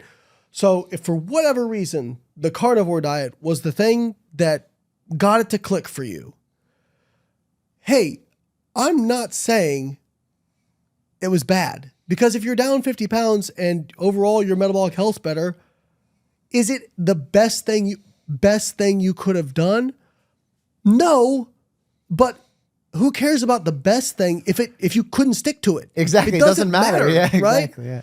And so, like, my thing will be, like, again, getting back to you, choose the form of restriction that feels least restrictive to you. I don't know how carnivore feels least restrictive. Like, I don't get that mindset, but if it worked for somebody, hey, more power to them. But what I'll say is, don't assume that what worked for you, what tripped that compliance algorithm, is going to work for somebody else, right? Like, a great example is I track my macros, I track my calories, and I pretty much eat whatever I want. Like, I make sure I get enough fiber in and I limit my saturated fat. But within those contexts, like, I have some ice cream every day for the most part, like, and I'll sweat it. Like, I also expend a ton of energy because I train 2 or 3 hours a day. But, like, I don't sweat it. Like, I'm not going to get bent out of shape about a piece of pizza or something like that. Like, it's not a big deal. Because 99% of my diet is great. But, for me, I would rather have the restriction of, okay, I'm going to track. And a lot of times I'll weigh my food if I have access to a scale. If I don't get real bent out of shape out about it. I just estimate. But I don't sweat it, right? And that tracking doesn't seem like a big mental pull for me, right? But some people, that tracking feels really restrictive and it makes them anxious. They don't like it. And then they do intermittent fasting and they go, why did nobody tell me about this miracle diet? Sure. And then they look at somebody who's doing tracking and going, why are you torturing yourself with that? But it's different. Like, someone might like it. It doesn't torture me. Like people all the time. I had somebody who's close to me was like, oh, don't you hate like tracking that much? Isn't it just like, I'm like, no, it doesn't bother me at all. Like, well, like, I know, like, if you can't track it, it drives you crazy. I'm like, not really. I just estimate. Who cares? I'm pretty good at estimating. And if I'm off a little bit, I don't care, Again, for me, that form of restriction felt the least restrictive. But for somebody else, it may feel like a really, really high degree of restriction. And so, again, individualized, but do not generalize what worked for you to everybody else, because it's not going to be. I think it's fine to talk about what worked for you, but saying people should do this or this is the best or like that's where we get, like that's where me and these other folks, that's where we're going to have problems, right? Yeah. No, I completely agree. And what I have to applaud you on, obviously your knowledge of nutrition is amazing and the evidence that you provide to the general public is amazing. Like amazing even for me. I get a lot of value from it. But what's even more amazing and is rare is that despite not being a clinician, although I guess with coaching, you're, I guess, somewhat of a clinician, meaning for those who at home are wondering the difference between a clinician and researcher is clinician interacts with patients and actually sees the outcomes of what they're doing with the patient versus a researcher is doing lab work, bench work, research work, for lack of a better word. And we're doing the recommendations that the clinicians are basing the are executing on. Yes. Yep. You're thinking a lot like a clinician. And I worry that the people who do really well on podcasts these days and the people who have the loudest voices on social media are all researchers or they're clinicians that cater to the ultra rich where they give them unlimited attention, charge them $200,000 a year for their care. And that's not realistic. Right. So I am glad to see someone in the space who understands that when they say something, it has a very big impact on someone's life. Could be positive, could be negative, and that's why at the end, it depends. So I applaud you for thinking in that way because most people don't. And I can, all the big names, the Hubermans, the Peter Attias of the world, I do not feel like they function in that practical real world setting because on social media, it's hard to stand out and get an audience with saying it depends. And there's nuance. I do think Peter does a pretty good job of that. I think, I think it's less about that and more about like just selection bias, which is like the people you're seeing, right? So when I was a biochemistry student, I was very focused on pathways. I'm like, like I can remember, I used to talk on the message boards and there was I'm going to date myself. This is like back in the early 2000s, right? Okay. And there was this message board in the fitness industry called mindandmuscle.net. And a lot of really bright people were on it.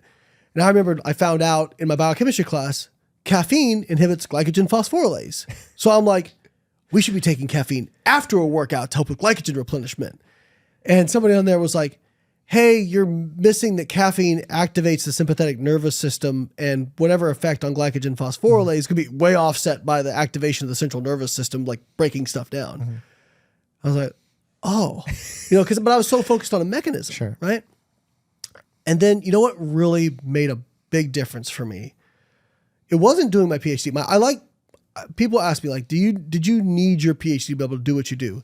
I think when it comes to like looking at research studies and really objectively breaking them down, I do feel like that was, if you haven't done research studies, it's hard to really know some of this stuff. Like a perfect example is like some of these studies, like this meta-analysis that was done a while back by David Ludwig that kind of showed like, short-term low carb does not increase energy expenditure, but after 17 days, there's a switch and energy expenditure increases.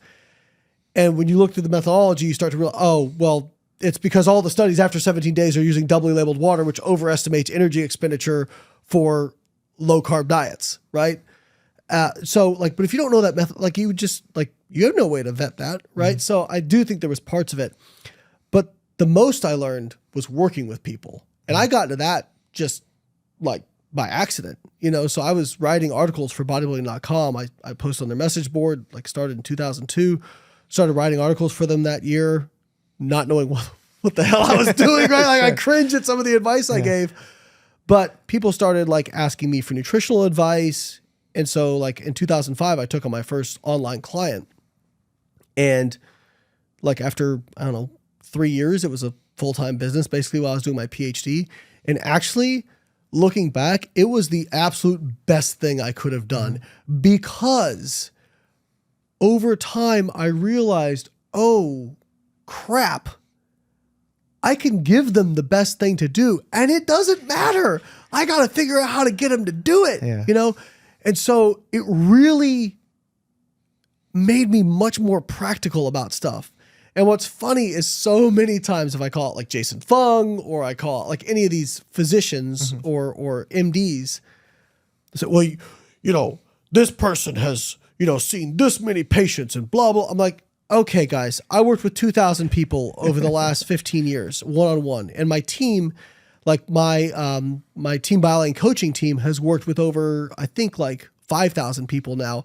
And then our app Carbon Diet Coach, I don't have the exact numbers, but I know like overall has probably had well over 100,000 users. Like I've seen a lot of actual clinical outcomes, right? And it's why I modified my recommendations on so many things, because I realized like, this works on paper. I can't get people to stick to it, And so you have to be more practical about stuff. And I'm like, I've got plenty of before and afters and plenty of like stuff like that I could beat my chest about.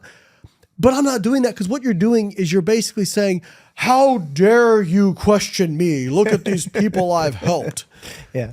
I don't care how many people you've helped. If you say something that's false, and if I say something that's false, somebody call me out on it, And gosh, I forget what it was recently.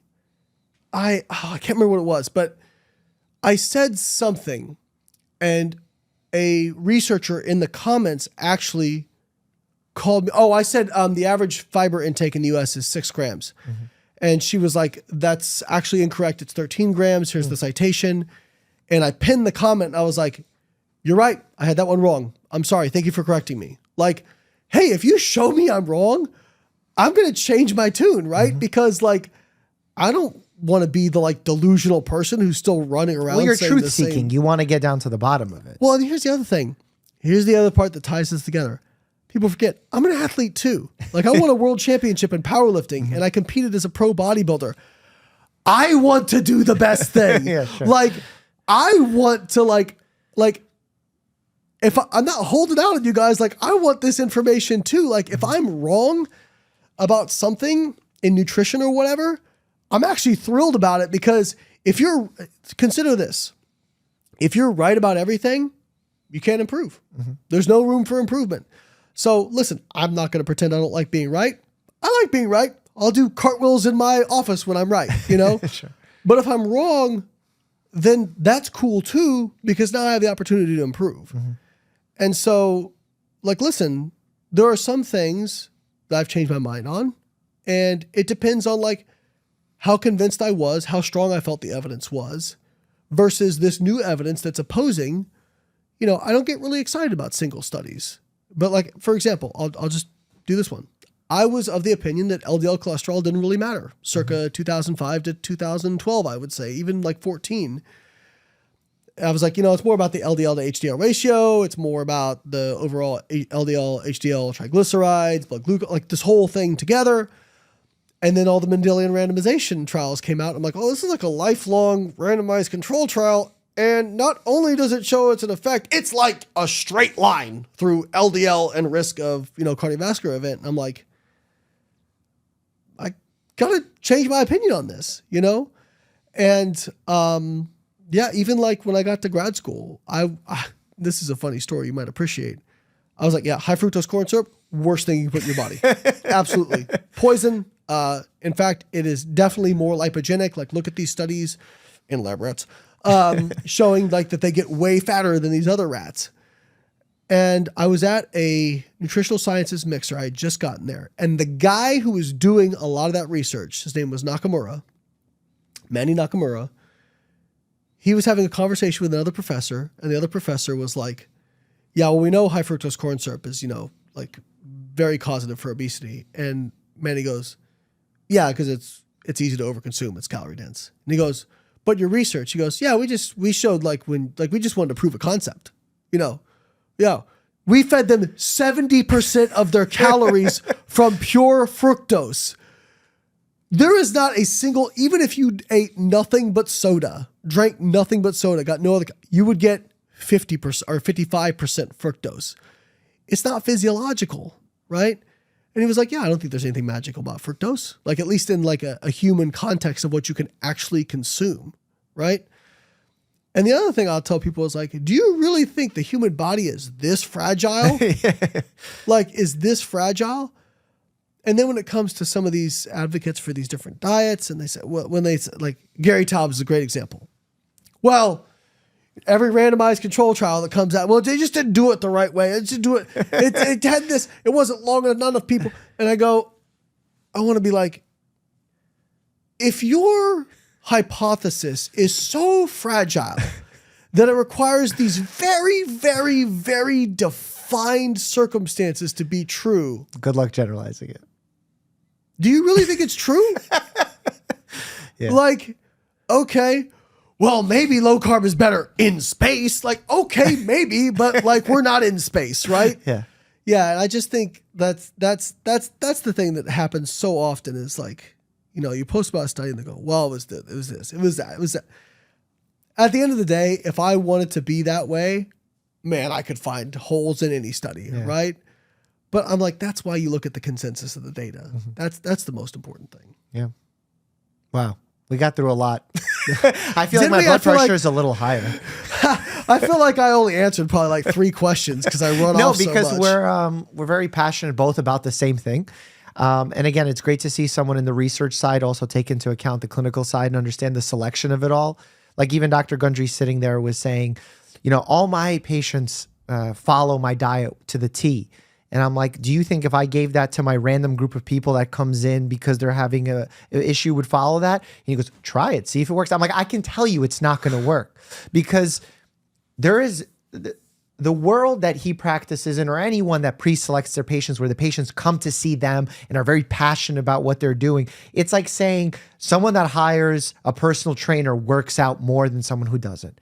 Yeah, they just signed up for a class.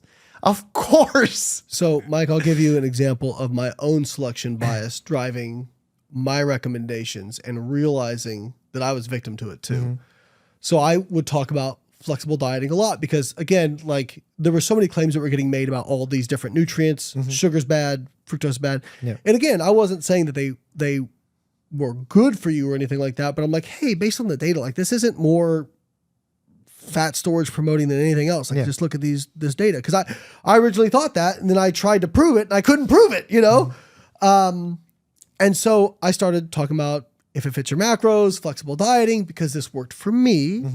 And then I'm like, and I thought this was going to be the fix for everybody, not because it was metabolically better, but just like, it's going to be so much easier for adherence for everybody. You can eat whatever you want, right? And of course, people who came to me were already sold on this. So my dumbass thought that everybody would be like that, right?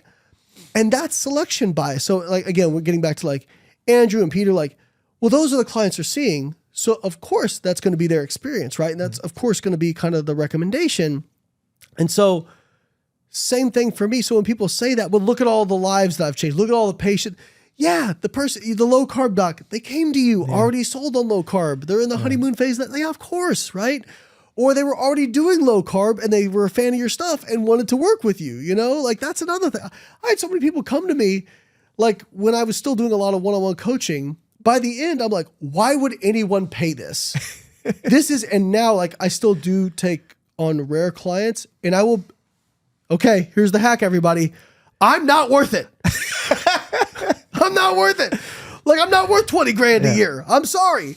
But some people, they just have a certain level of trust. They've seen you over the years and they just want to work with the person they've been following. Yeah. That's cool. Some people want to drive a Lexus even though they know a Toyota is the same car, But like just saying, oh, my patients have gotten this and using it as a shield. Yeah, that's nothing. Who cares? Yeah. That's why we have data. It's the trust hack. It's the trust hack that they use, sounding confident. Look at my patients, for example. I fixed this in so many people, but that's not real. And I could say that that's not real, not because I did residency 10 years ago, but because I saw patients last Thursday and I'm seeing them at a community health center where they're uninsured or underinsured. And they're like, oh my God, my cholesterol's 300 and I'm about to have a heart attack. I'm feeling angina. What do I do, doc? I want to get empowered now. And it's like that patient versus the patient that dials up Dr. Peter Attia and says, I want to be a part of your concierge practice. Two drastically different worlds. Absolutely. And when we compare how many people in the world exist like this person versus the concierge patient, it's not even close. And even me, like, again, I come from the perspective of my own personal biases. I want to be the most jacked, strong human being I possibly can, right? Like I want to be the most muscular, jacked, like without steroids that I possibly can be. And so my prism, my filter that I filter everything through when it originally comes in is that filter. And then I have to back up and go, oh, dumb. Hey, not everybody wants to be like you, right? So like I would but that's okay that it's good that you know and you're aware of it, but you should have your own place. For sure. Because some people want to do that and you can guide them through it and you're relatable. And that's part of the thing that works well for it. So everything that I'm pointing out here is not bad things. They're just important to know that those biases exist. But the fact that you have a bias towards wanting to be strong, that's not a bad thing. Everyone has some kind of thing about them that's unique. For sure. And I think, again, people were like, I just follow you because you're the only unbiased. I'm like, I'm not Jesus, all right? Like I have my biases, all right? Like I have my biases. But I'll tell you them. Like I will tell you them. I like protein. I like fiber. I'm biased towards, like, for example, I'll give you an example of something that I do personally that has no real evidence to back it up, right? So I'll eat more calories on days I train harder, and I eat more carbohydrates pre and post exercise. Now, if you look at the research data on resistance training, carb timing, I mean, if you're depleted, it probably makes a difference. But if you're getting enough overall carbohydrate, it doesn't make a difference. But I grew up in the Flex magazine era where they were like, you're more insulin sensitive before and after. I just got used to doing that. And so when people are like, oh yeah, so you do more carbs before and after, because I'm like, no, it's just kind of how I've always done it. Exactly. I just kind of have it now, and I eat more on days I train harder, even though it doesn't show like a real difference in strength or muscle mass, because I just like it, And people will like look at me like, wait. So there's not like like some elaborate biochemical reason. I'm like, no, I just like it, And they're kind of like, that is a biochemical reason though, because you like it. Yeah, that's a biochemical reason. No, so I just think, again, it's not that, people will get it twisted because they'll be like, well, you're saying these guys like Fung or Saladino or Gundry haven't helped anybody. No, you're saying it has. Great example, Gary Brecka and Dana White, right? So Dana White actually came on my Instagram and commented, which I was pretty geeked about, to be honest. You know, I was actually a pretty big Dana White fan, and he called me a juice monkey and said, I'm very flattered that you think I'm on steroids. And he was upset because I think what he thought I was saying is his results weren't real. That's not what I'm saying. Obviously, his results were real, but they weren't because he was fasting for a crazy long period of time, had or doing a red light ice baths or red light there. He lost like 30, 40 pounds and increased his exercise and got a way healthier lifestyle. That's why he improved, which he should be commended for. That's fantastic. And I'm happy that whatever Gary did got him there.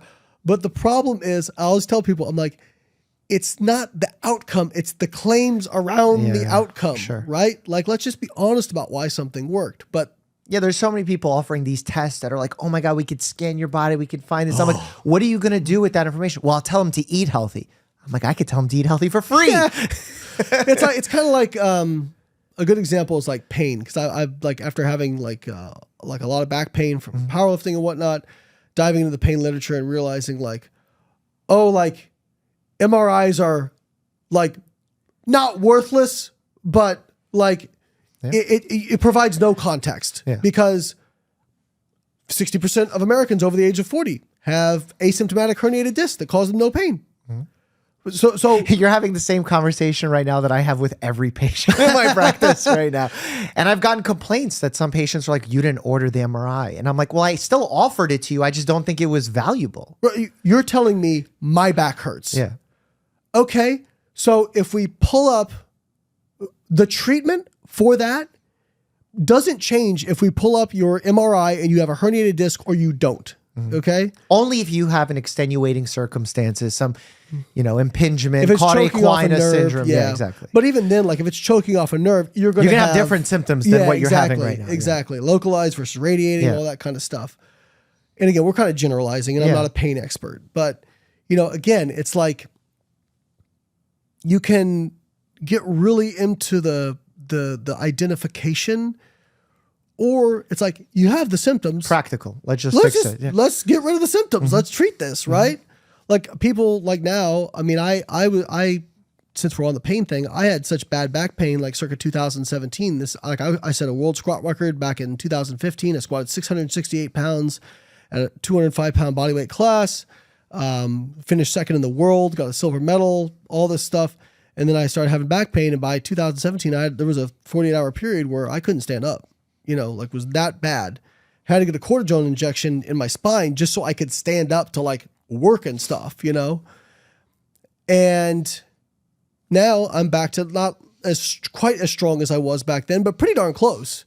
And won the Masters World title in my weight class. And people go, so how'd you heal your herniated disc? I'm like, I don't know. If you took an MRI, they'd probably still be there. Of course they're still there. But I don't have pain. Yeah. I don't have pain. Like it flares up sometimes. But like, I know how to treat that. I back off my intensity, I back off my volume, give myself some time to recover, focus on my sleep, focus on the like overall like stress management. Stress, by the way, big trigger for pain. And that works. It's worked every time. And this has gone through multiple pain triggers. And so you're right. I think people, they want to think symptom, answer, root cause, and then fix that. Right. And it's like some of these things are your experience, your symptom is the downstream outcome of a lot of stuff. Okay. So just treating one thing, getting a disc fusion or something like that, that doesn't mean it's going to solve that problem. And in fact, if you look at the research literature on disc, like, don't look at that. You won't like that. I mean, I think I even saw something on like meniscus tears where basically they looked at treatment versus sham treatment and they basically saw no difference in outcomes. There's a lot of things that are done injection-wise, surgery-wise that aren't necessary. Right.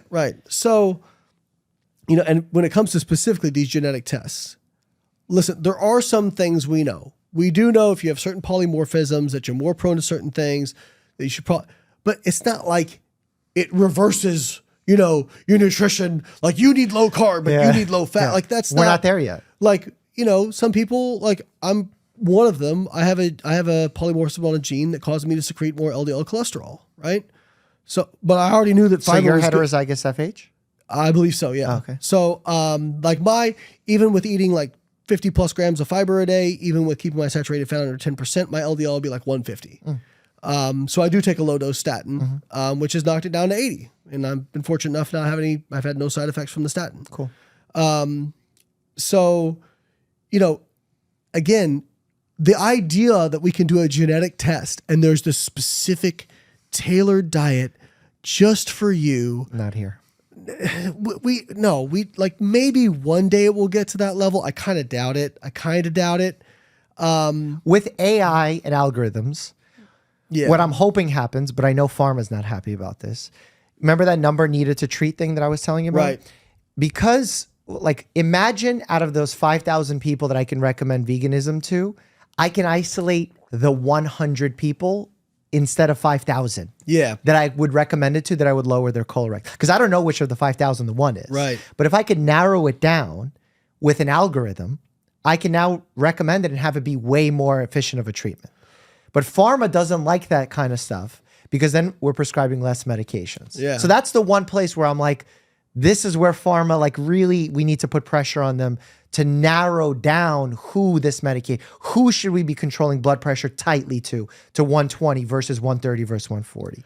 That's the stuff that I want to see AI do. But even within those recommendations, again, it's not like we still won't have the perfect answer. It's not like there's going to be some genetic person who it's like, well, for you, you actually need a lot of high fructose corn syrup, No. You shouldn't be taking in fiber, I think that's another, so many people like, well, when I did my broccoli post, like, well, I know it's bad for me and my inflammation because when I take it, I just get so gassy and bloated, it hurts.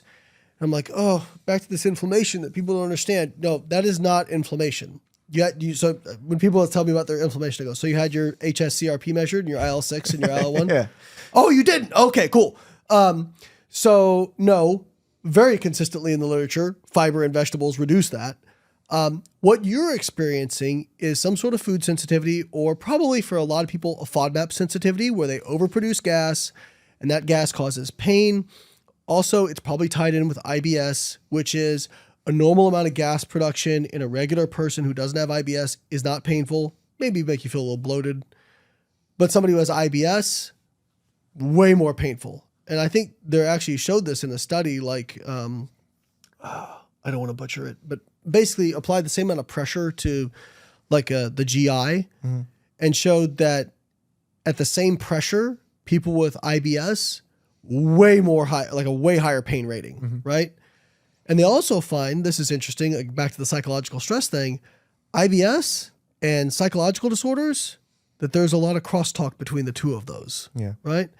So you could argue that people are stressing themselves into some of these autoimmune things. Well, it's hard to say. That's a correlation thing. And then we can figure out causative agents. Yeah, I was about to say, I am tenuously like saying introducing that. Yeah, but the point being is like, okay, you have vegetables and you have a tummy ache. You did a carnivore diet and that stopped. That's not because the carnivore diet is magic or vegetables are bad for you. It's because there was some vegetable, you did an elimination diet and you felt better. Now, just try adding things in one at a time other than meat and see what negatively affects you versus what doesn't. And now you'll know. And some of those things are time related, meaning maybe after 2 weeks that goes away. Right, yeah. Because when there's redistribution of different microbes in the gut, you might start seeing changes like that. And we see that with medication stuff all the time. I start patients on metformin and they have diarrhea. 2 weeks later, it's gone. And they're like, oh yeah, I just had to start slow and work my way up. And that changes with a lot of things. That's why a lot of the benefits that we see, like, again, I'm going to bring back ice baths, is like, if you measure people doing it their first time, they're going to see miraculous benefits. But then if we measure those same things 5 years later, they're not going to be that miraculous anymore. Right.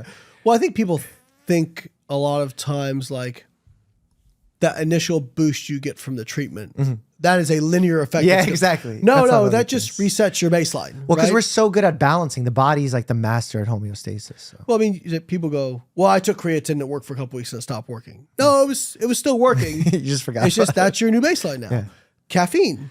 Yeah, like the first time you take caffeine, because you're coming from where you were to the caffeine, and you're like, oh man, this is great, right? Well, if you keep taking it, that's now your new baseline, right? Just like we were talking about earlier, if somebody tomorrow gave you $100 million, initially you'd be like, this is awesome. You're going around doing all the stuff you ever wanted to do. And after a couple of years, damn, I've done everything I wanted to do. And now this is my new baseline. I don't feel any happier. Yeah, I need $5 billion now. Right. Which is why people get addicted to chasing that sort of thing. So yeah, like you said, everything is, the body is trying to drive towards homeostasis. It's like Goldilocks and the Three Bears. Yeah. It likes it a certain way, too much of anything. Actually, interestingly, like we were joking about the McDonald's fries and TBHQ as I read those research studies. Yes, it can in lab rats, it prevents cancer. It also causes cancer or increases cancer proliferation when it's too high or in certain context, right? And you know this from medicine, like there's a curve on a lot of stuff, of course. Right? Like too little, not effective or bad, right dose, good effect. And right Too dose for much. some people versus not everybody And with that's, this condition, with this much kidney function, with this age, with this much fat tissue. Oh, it's so messy. well, I think that's where the genetic testing is really going to help out actually, because you're finding, this person does not metabolize drugs that, are like cytochrome P450 metabolizes, like it's slower or faster or whatever. So we need to change the dosage, or we need to be careful about giving it with this other drug. Yeah. Well, we fixed science. We just did it right now. Sam, right what do you think? there. Do you think we fixed it? I think we set out to end the obesity epidemic. Oh, epidemic. Yeah, that's right. Did we get there? Yeah, I think so. I think we'll look outside. Ozempic for everybody.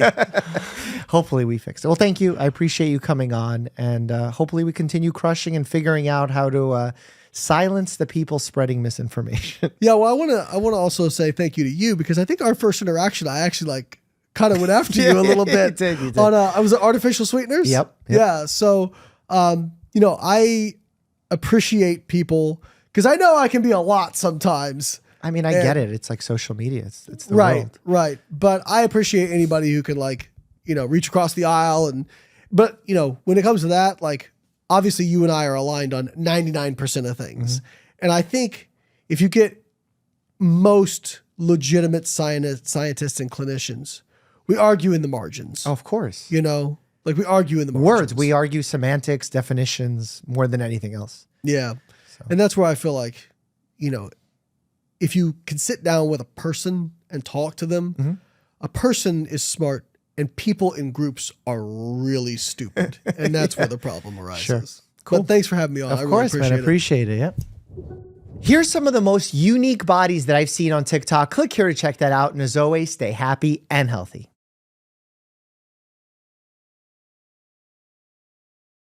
I do think that the generations nowadays are completely soft. Ooh. Yeah. Why? I just think that there's this attitude of, I don't want to overtrain. We got to deload.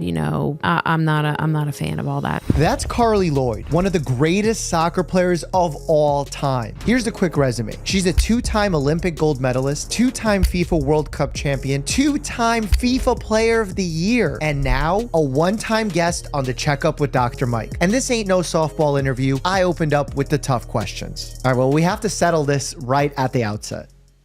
Is it soccer or football? I think football sounds cooler, but when you say football in America, people get confused. So what is it for you? What is it in your heart?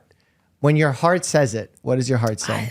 Football. Football, But right? I think when I go overseas, I usually use football. Okay. But then when I'm here, I gotta say soccer. Carly has been playing the beautiful game her entire life. And while she has ascended to the top of her sport several times, her journey actually started right across the river in New Jersey. I started playing at the age of 5. I grew up in a very small town, Delran, New Jersey. Everybody knew everything about everybody. It was a blue collar mentality. People there, workers. My parents, they didn't have a lot of money, so it wasn't like, they were giving me a goal in the back of my backyard. I had to scrounge up balls that I could find. I would have one pair of cleats that I would have to kind of savor for the whole year. But I absolutely love the sport. And I think, there's a kind of a constant theme with successful people. First is you love it. You're passionate about it, whatever you're doing. And then the second thing is you just outwork everybody. You do all the things that not many people want to do, the hard things. Yeah. And it's been wild. 34 years I played the beautiful game, 17 professional years. But it was a really, really hard and difficult journey. And I think that's what allowed me to reach the heights that I reached, because I kept just wanting to kind of stick it to people, to prove people wrong. With so many highs in Carly's career, I wanted to know which stood out above the rest. No surprise, her first Olympics in 2008 comes to mind, when she and the US team defeated Brazil to take home the gold medal. An amazing moment in 2008 Olympics, having won my first Olympic gold, scored the game-winning goal in the final. And so I was kind of riding this high of like, oh, look at me, Before you know it, you're slapped down, on your face, and the reality is success doesn't always last as long as you'd like it to last. So I had to do some soul searching again. I started to change my diet, started to push on, and then 2012 Olympics was another big change of a moment for me. I had been benched right before. And again, we talk about this kind of proving people wrong. I wanted to prove to my coach that she made the wrong decision. And so I got my opportunity in the first game, 16 minutes in. One of my teammates goes down injured, and then I went on and never left the field after that. And we won the Olympic gold for the second time there. Yeah. So I think there wasn't just like one moment throughout my career. There were all these little milestones that either had me come tumbling down the mountain really fast and I had to pick myself up and go back again, or there was some success, which then gave me more confidence to want more. So it was a crazy journey. Through these tribulations of yours, like when you're on the peak of winning a gold medal and you're excited and you were responsible for that win because of your goal, then the drop off. You say you pick yourself back up, you look at what you're doing wrong and you try to improve. What, practically speaking, are you doing in those moments? Are you looking at what your physical peak shape is? Are you looking at your relationship with your teammates? What are the things that you're changing, especially when you're performing at such a high level? I think my mindset was always, there's always more I can do. And so I'm not always looking at the things that I'm doing good at. I'm always looking at the things that I'm not so good at and I need to improve upon. And I think most people in the world want to just be comfortable. They want to do things that make them feel good and that they're good at something. But I'm actually the opposite. Okay. I don't feel I'm good or improving or growing as a person unless I'm uncomfortable and I'm doing things that are not in my comfort zone. So I would always kind of reflect after a major tournament or reflect after an injury or a setback or an obstacle, and I would figure out ways of how I can come back stronger. And, maybe that's my character, maybe I needed to be a better teammate or do things differently. Maybe my leadership qualities I could be better at. Maybe it's a technical thing on the field or a tactical aspect of the game.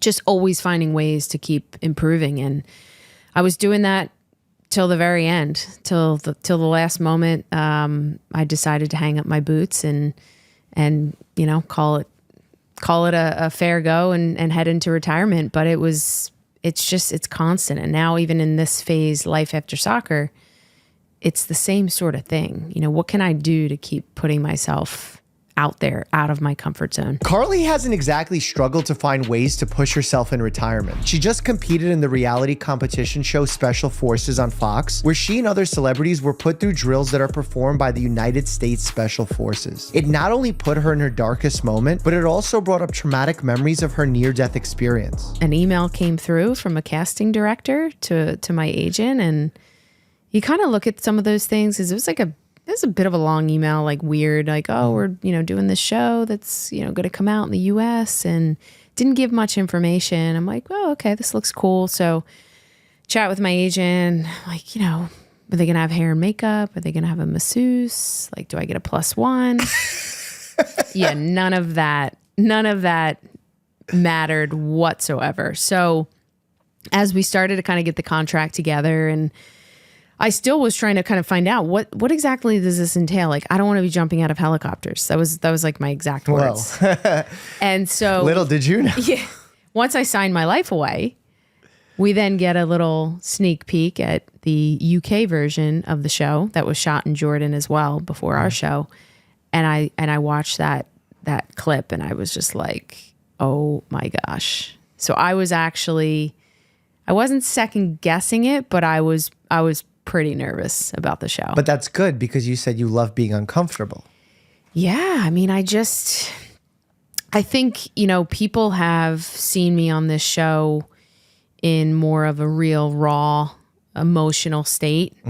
I talk about my career. I didn't really let anybody see the emotions, whether I was nervous or sad or frustrated.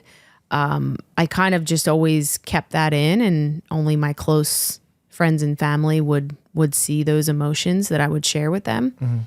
So with the Special Forces, I held it together, but I was really, really nervous inside every single day. I mean, every day I thought I was going to die, but I was like, wait, they can't let us die.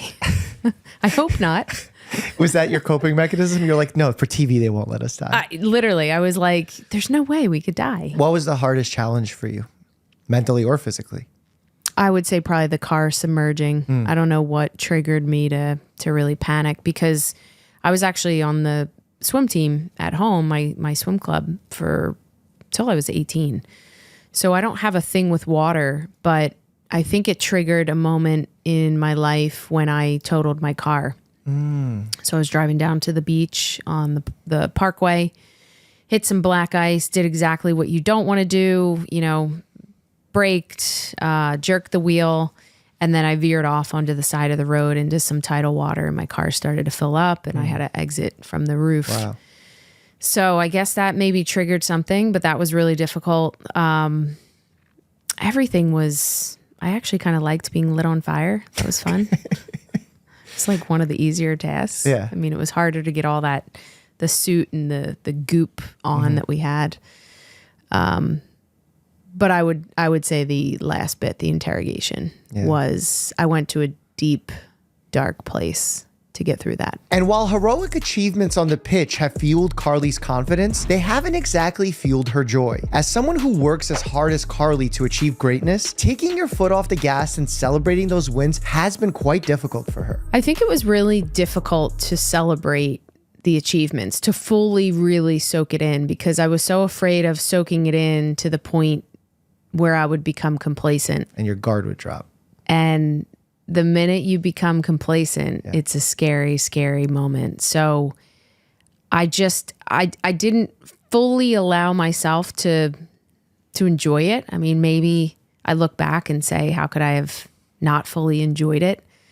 I don't think you can have the best of both worlds. I don't believe that balance is...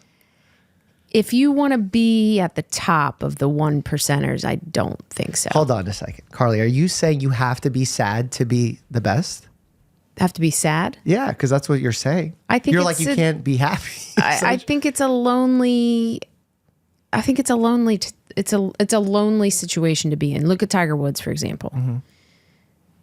I don't think he could have had, a balance per se, or times where he just sat back and enjoyed his, however X amount of master wins that he had. No, he was hungrier for more and more and more and more. And so I don't think it was until the end of my career where I started to really kind of take things in more, enjoy the moment more, because when you're in it, those wheels are just turning. Sure. They're turning and burning. And it just makes it,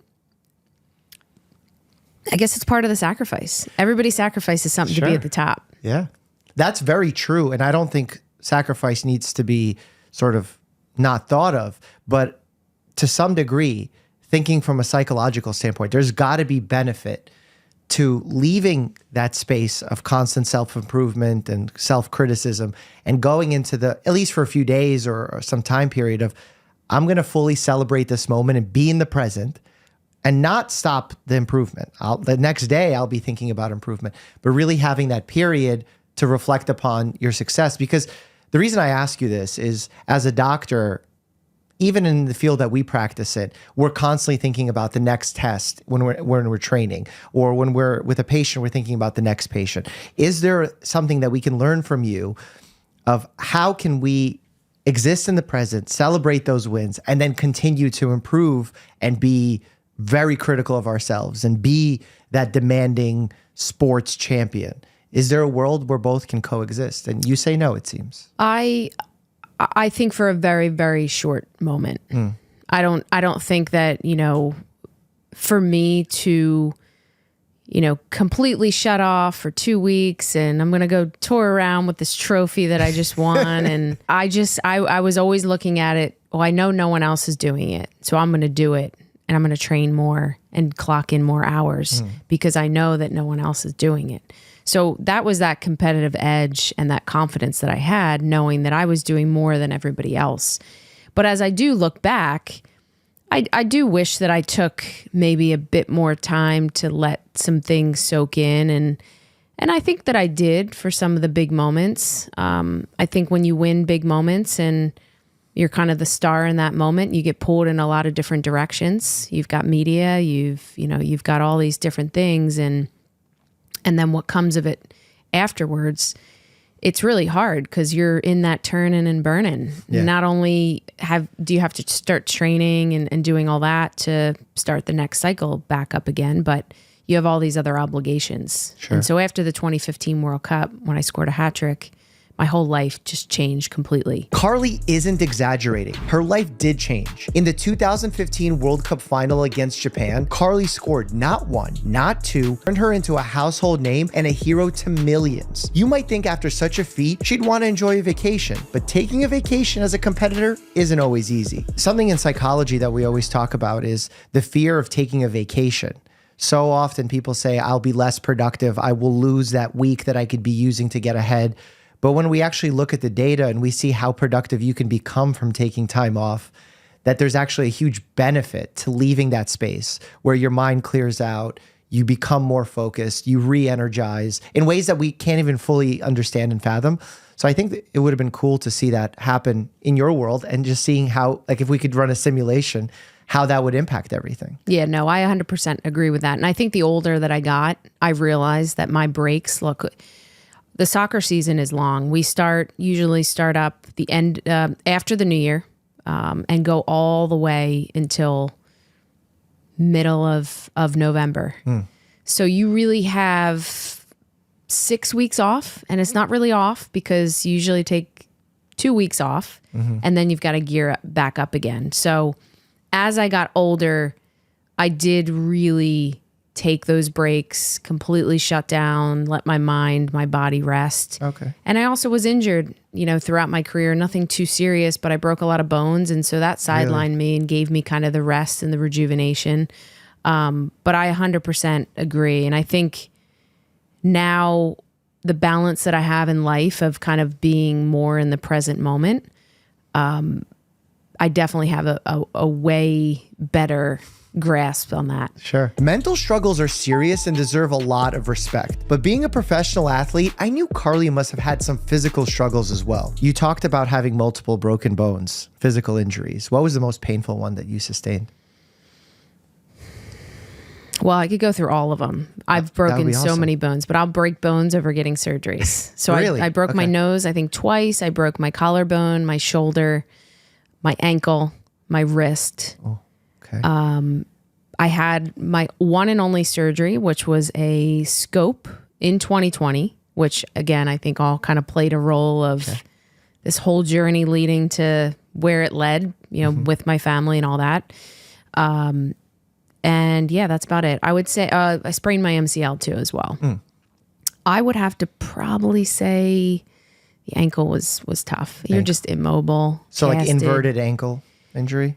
Yeah, I think I fractured the tib fib down by the ankle bone. And it was Non-weight bearing for a period of time. Were you on the little scooter? You know what? I did not get the scooter. You didn't get this. That's the most fun part. I'm like, was the There's scooter no fun not part. around in 2010 when I broke my ankle? I was on crutches. You must have been just so strong that they were like, just give crutches. I know. Disappointed. But you know what's tough with crutches? I see a lot of people make this mistake is they put it fully into their armpits.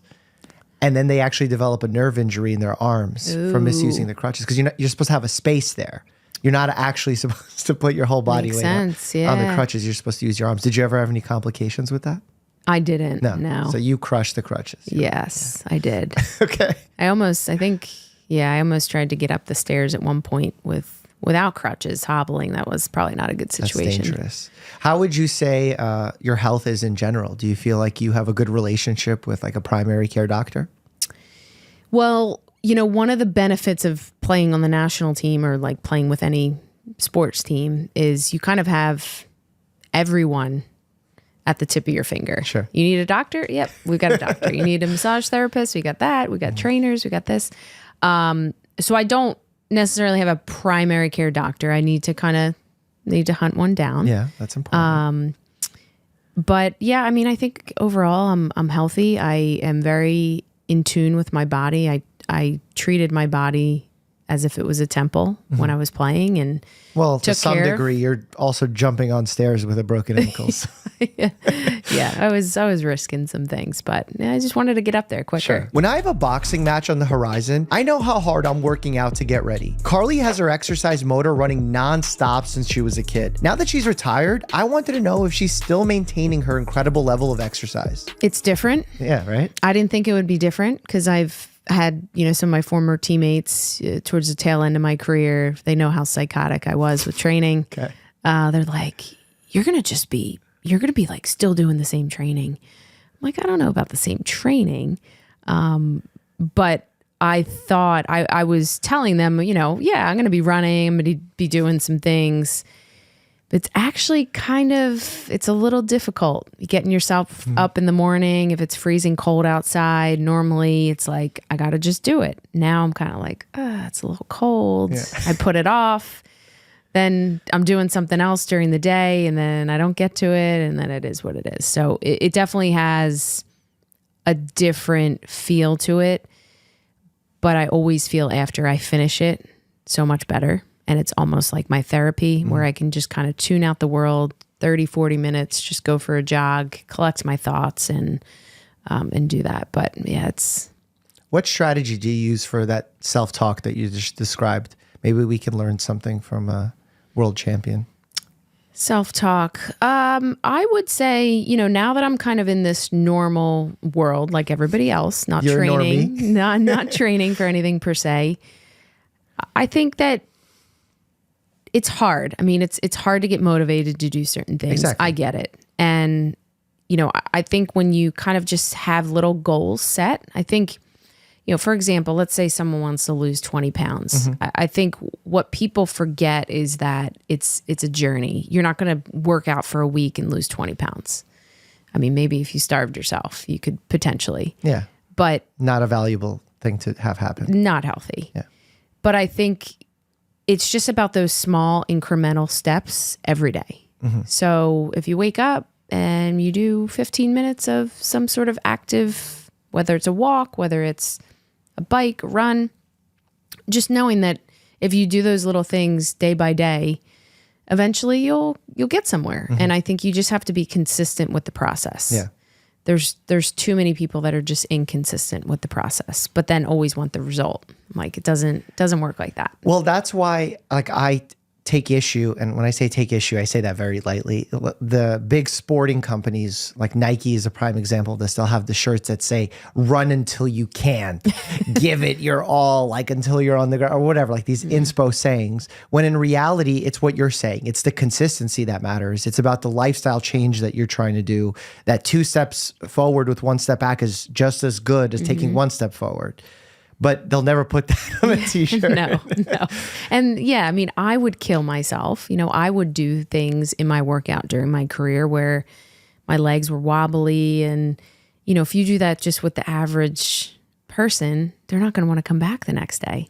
Well, because you were doing it also with the thought in mind that this was a Yes. limited time that you're doing. Yes. And I was training for a World Cup or an Olympics Yes. and knowing that that's the goal in mind. There's an end stop.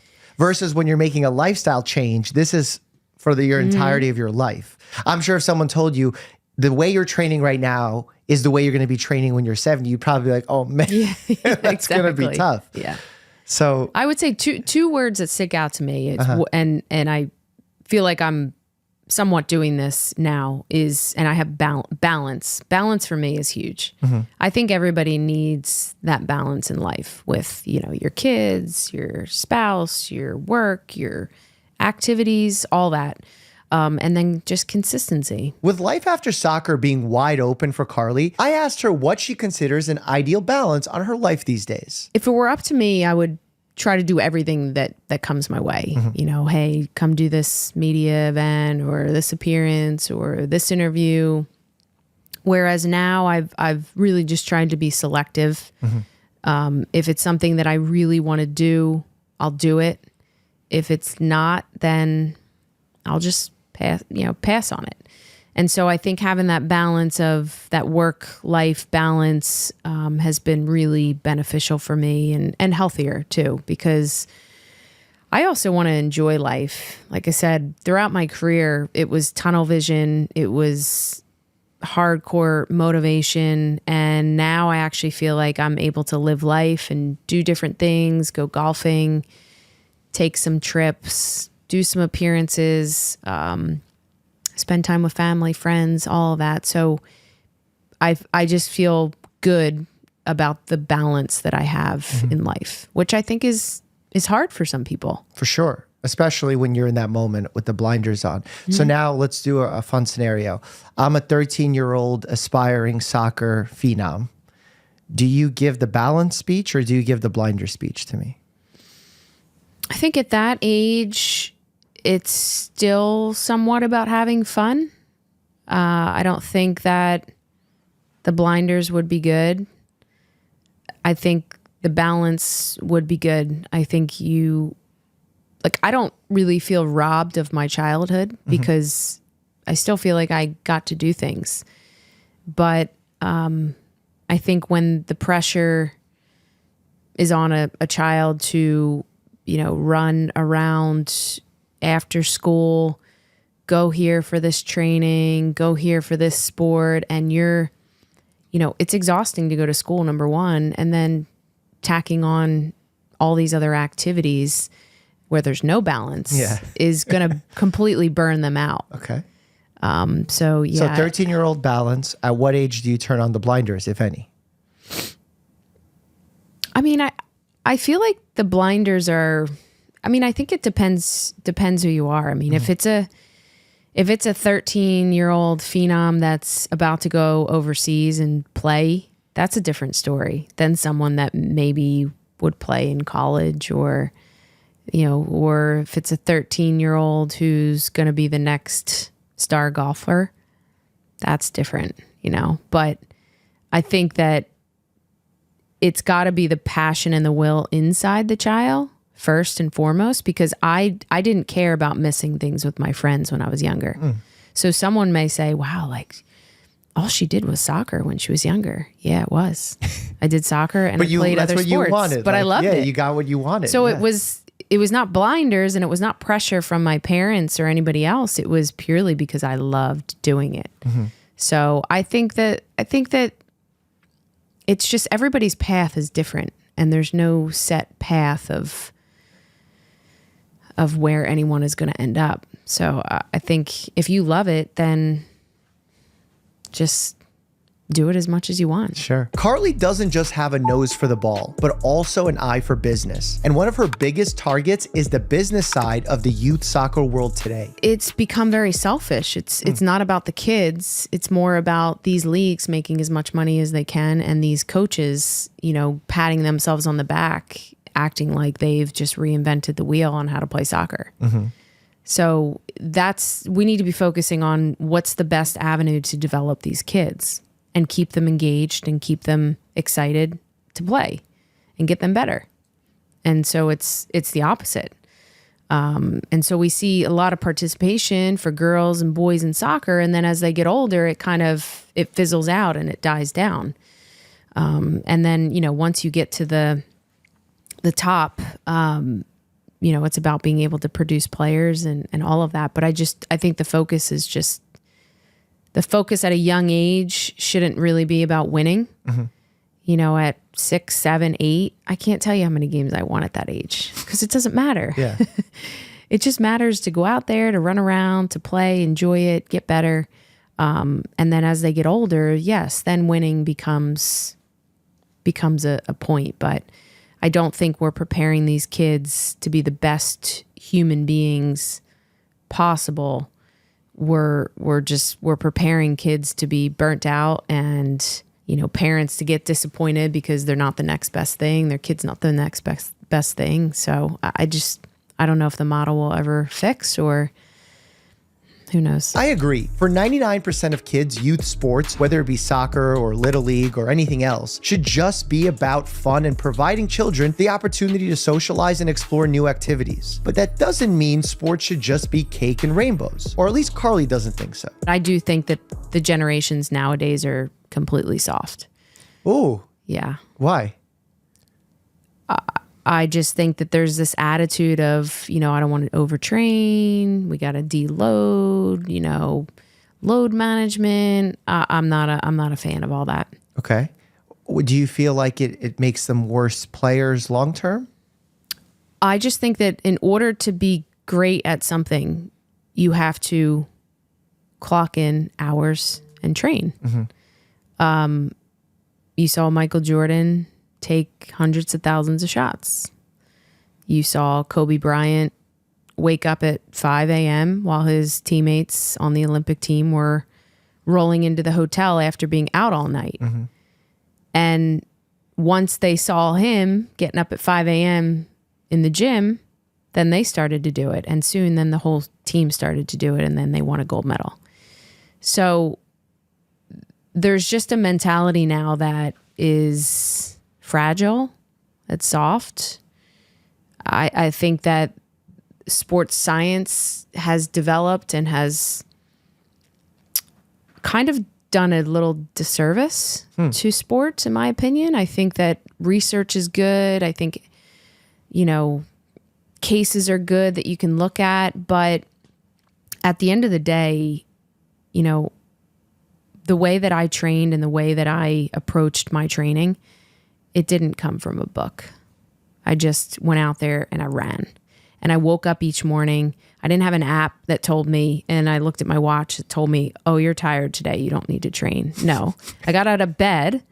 I walked around and I felt my body and I said, you know what? Okay, that's a soreness that I can get through another workout today, or that's an achiness where I think I need to just back off a little bit. So we've completely taken the intuitiveness of one's self-feeling with their own body and made them reliant on these sports scientists, these medical people, the apps, the watches, the everything. So no one has any critical thinking to say, oh yeah, I need to, like, if I was in a major tournaments, World Cup, I would do extra running there because I could tell the way that I was going through training or games.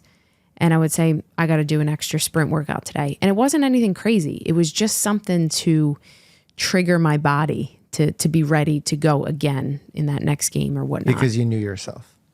Yeah. And I don't think that there's many people that know their body because they're so reliant on someone else to tell them.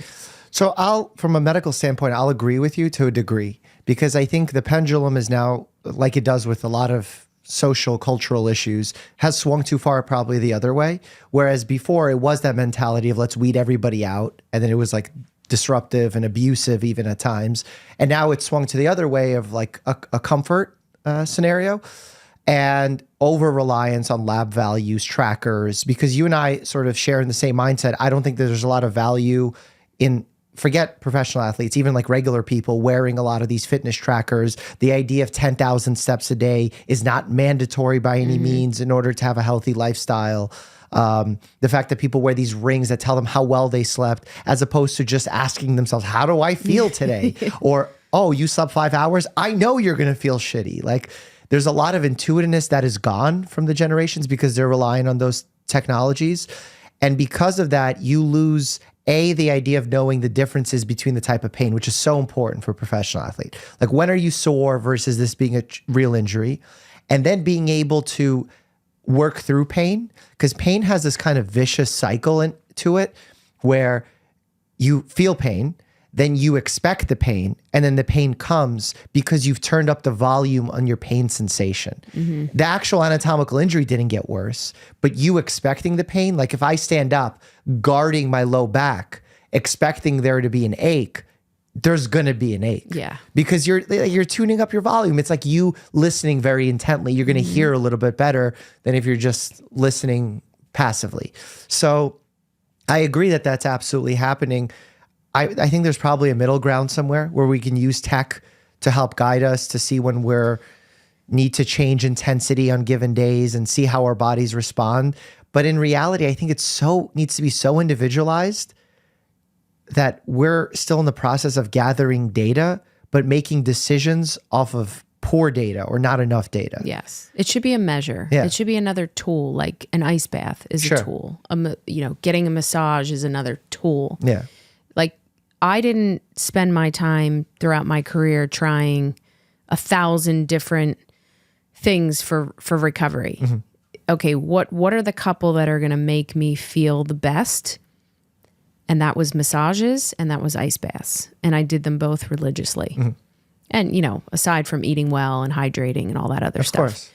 But I consistently did those. And so I think now you've got, all these modalities and all these different things that are coming out.